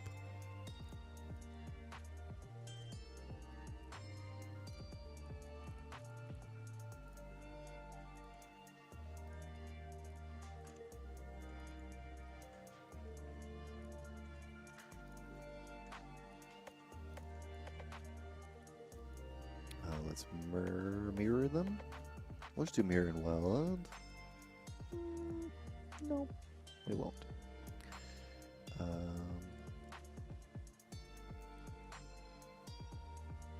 Subtool master mirror. I like this one the most. Okay, you lost your texture. Concerning. Why? Why would you do that? Okay. So it merged into one, and as soon as it did that, it lost its texture.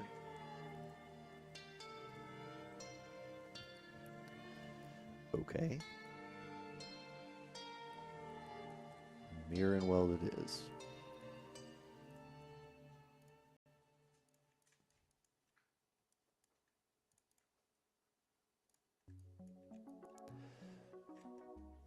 So it's getting there. Now we have at least something to play with, which is mostly what I wanted, to be honest. Meaning, turn a little this. These are all now meshes, so I can push them around. And they're not super high res. This is, for what you see here, it seems like a lot, but it's 547,000, right? So yes, that's a lot, but It's not that much.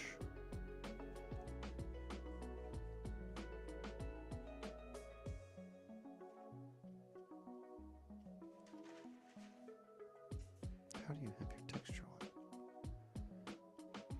Okay, just double checking that this is all still working. Yes, it is. Okay, we're gonna turn the texture off. There we go. This is where these rogue feathers are causing some issues. So again, just gonna basically pick them off one by one. Some of these things in the middle, that one will happen, just fortunately be covered up. But if there's anything where I'm like, this is just looking a little weird, it's nice that all these are all individuals. So I can just delete them. I'm not actually deleting them, in case you're curious. I am just hiding them.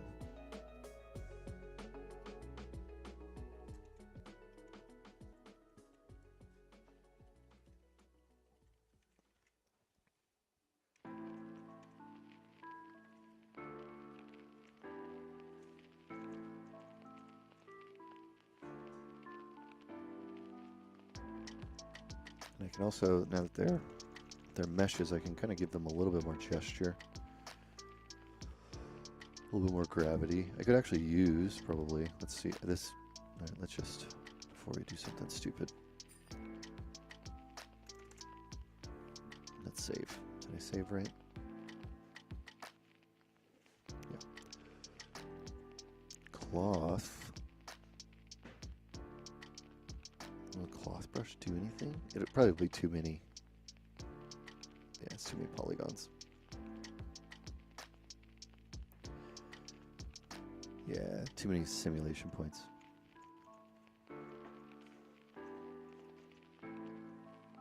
But what's nice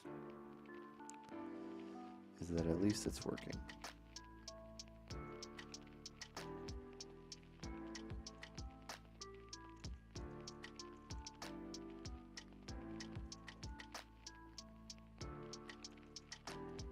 I do kind of want to just like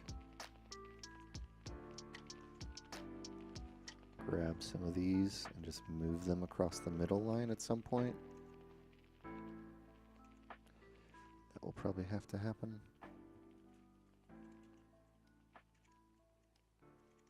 And I'm not sure about these ones.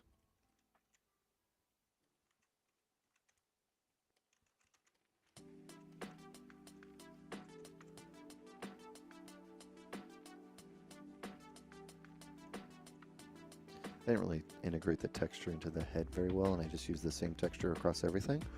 So I need to, you know, spend a little bit more time on that.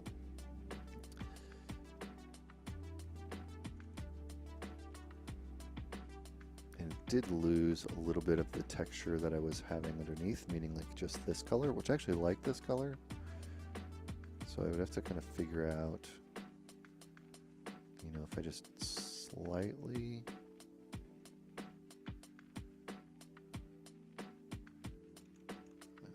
symmetry off.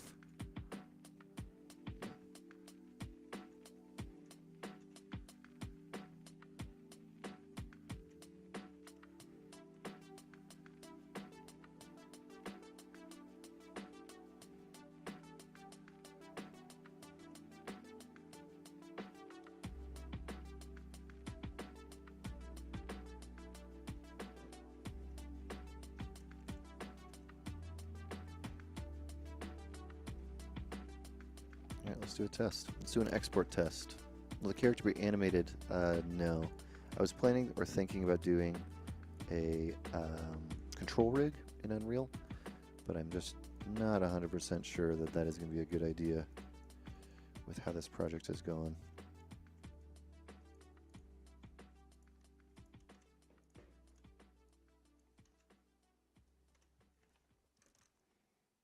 Alright, so what I would like to do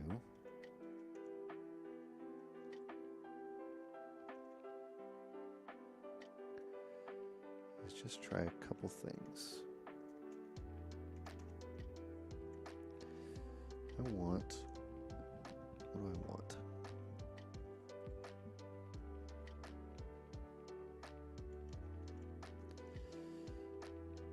Clone.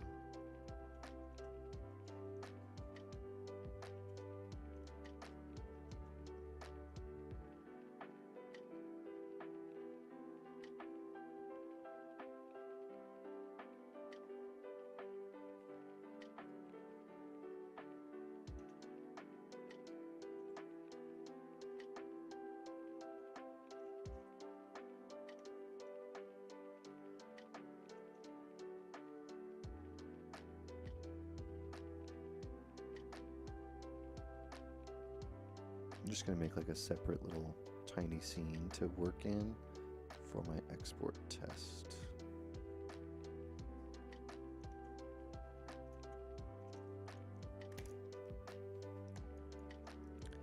So I know the texture that I need for this. I should probably export that.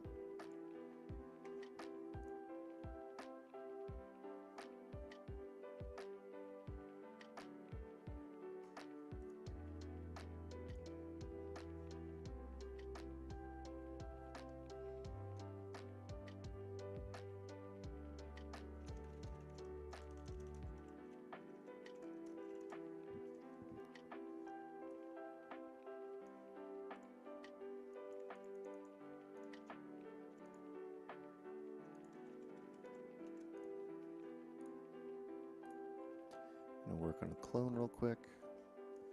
We're going to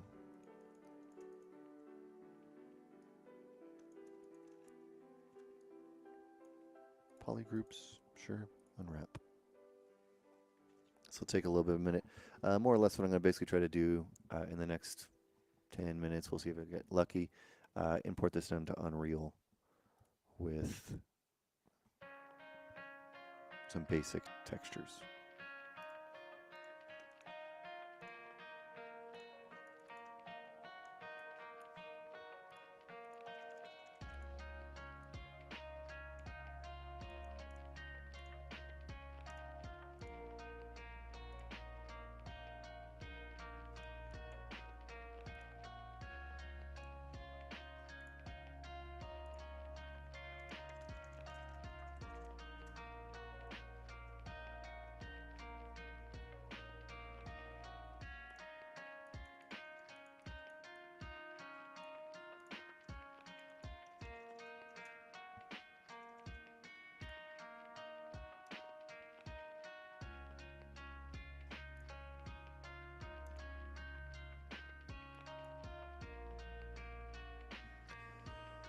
What are you planning to texture the character in? I'm actually just going to texture it in Zbrush. I'm just going to use Polypaint for most of it, I think.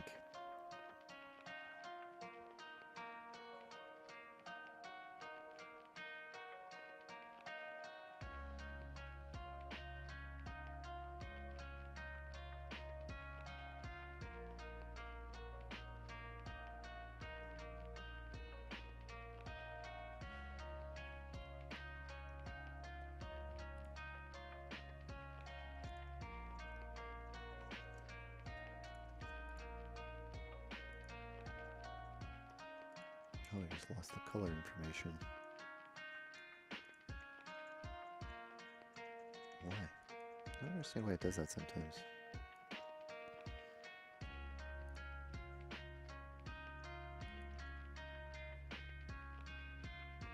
This is why you should work on a clone.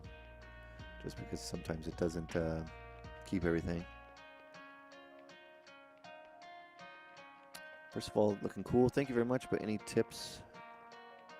Book or something for doing facial expressions? Oh, that's a good question. A tip for doing a book for facial expressions. I don't have a great one for facial expressions, to be honest. Not specifically for that.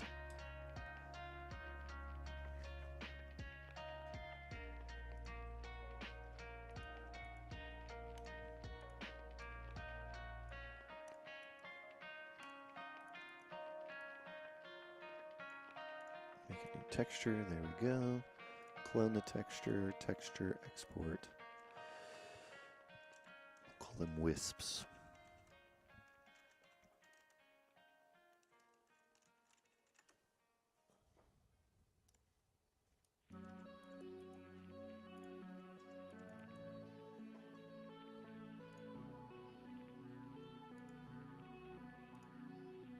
Oh, these already have a texture. Or, never mind. I don't need to do those ones. I don't need to.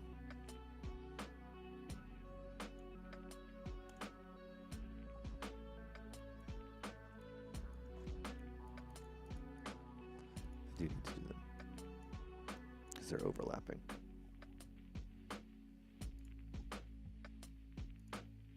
So now they're up. Copy. Paste.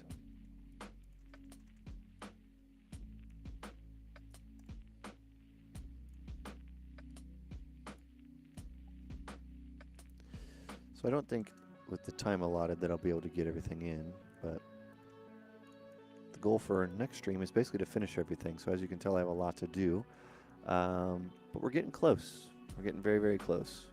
Yeah, Jared has a good reference here. Anatomy for Sculptors has one, just for reference for them.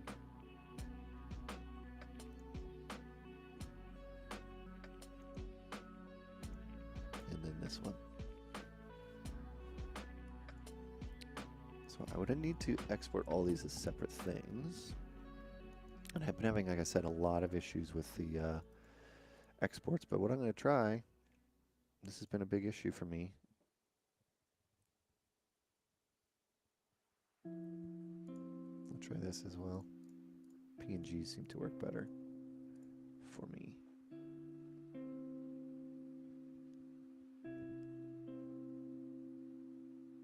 Embed maps.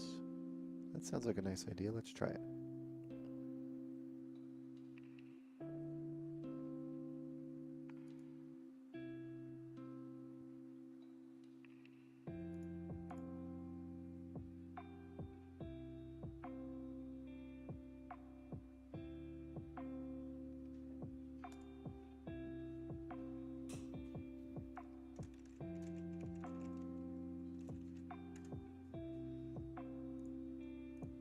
Alright, I'm exporting.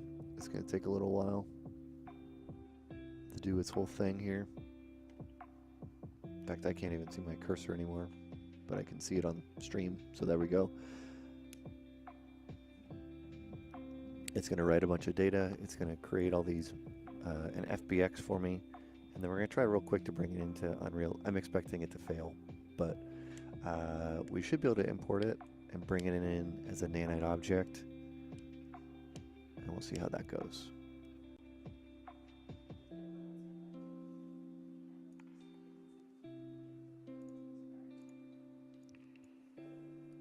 Oh, okay. Let's see. Let's give it a shot.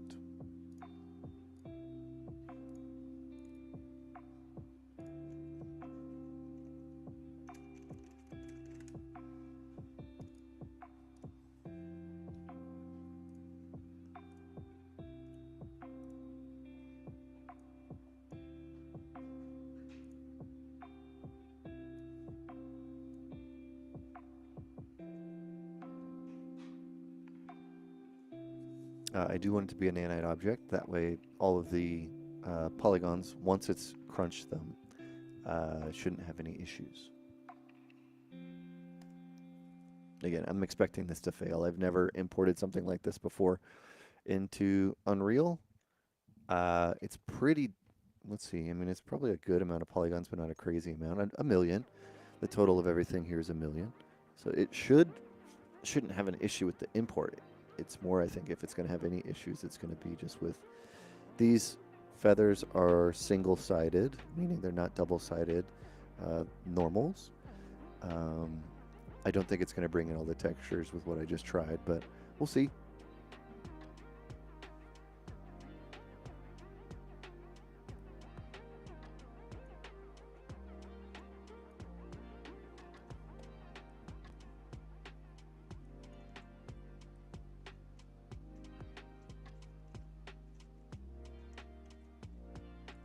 So small.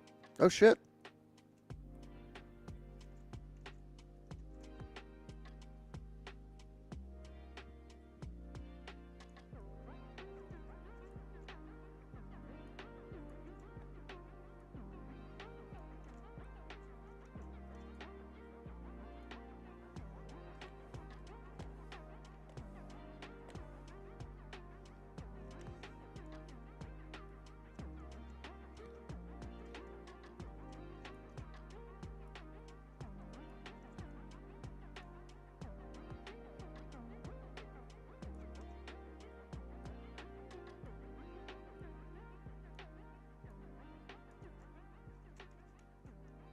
Just put them alongside. Obviously some weirdness happening, but you can get there's a good sense of it. It's working. It's working. Now there's some weirdness going on with these. I think that this has been a double-sided issue, so I would need to pull open the whatever this is using. I want to go into my details panel. I want to browse to the thing. I want to grab it. This is what it's grabbing open. And there's probably some two-sided setting that we'll need to play around with, but either that or I need to go and flip all these normals, because you can see it's only doing like the stem. That didn't do anything. But we can see that they are working. It did import them, and it doesn't seem to have a major issue with it. It didn't like what I did there to the head, though. See that? Whatever I just did there, it did not like. Yep. So I'm going to have to play around with the material itself and as to how it's going to render these things.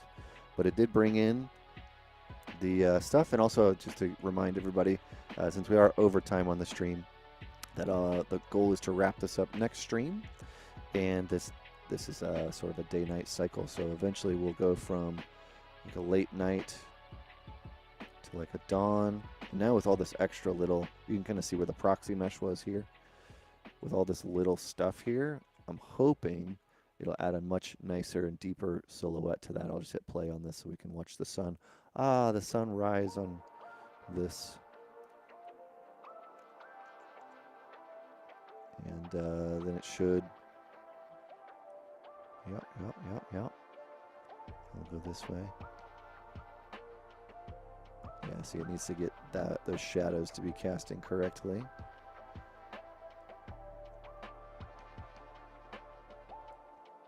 This is all using Lumen, which is pretty awesome.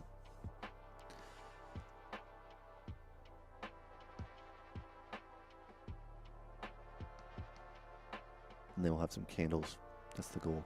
That's the goal, everybody. At least that's what we're hoping for here. But super happy that it worked. That at least it's in. I could obviously flip these in Zbrush if that was really just the issue, is just flipping the geo. Yeah, we'll do that. But awesome, everybody. Thank you very much for joining today. That's the end of the stream. Super appreciate everybody being here. And we'll be doing a bunch more stuff throughout the rest of the year. So come and say hi and stay tuned. My goal is to finish this character next week. So, or at least be in a place where we're just taking footage or taking images of it next week. So I have a lot of work to do off stream. I'll catch you up on it, and we'll do that next time. Again, thank you all very much for being here. I super appreciate it. And I'll see you soon.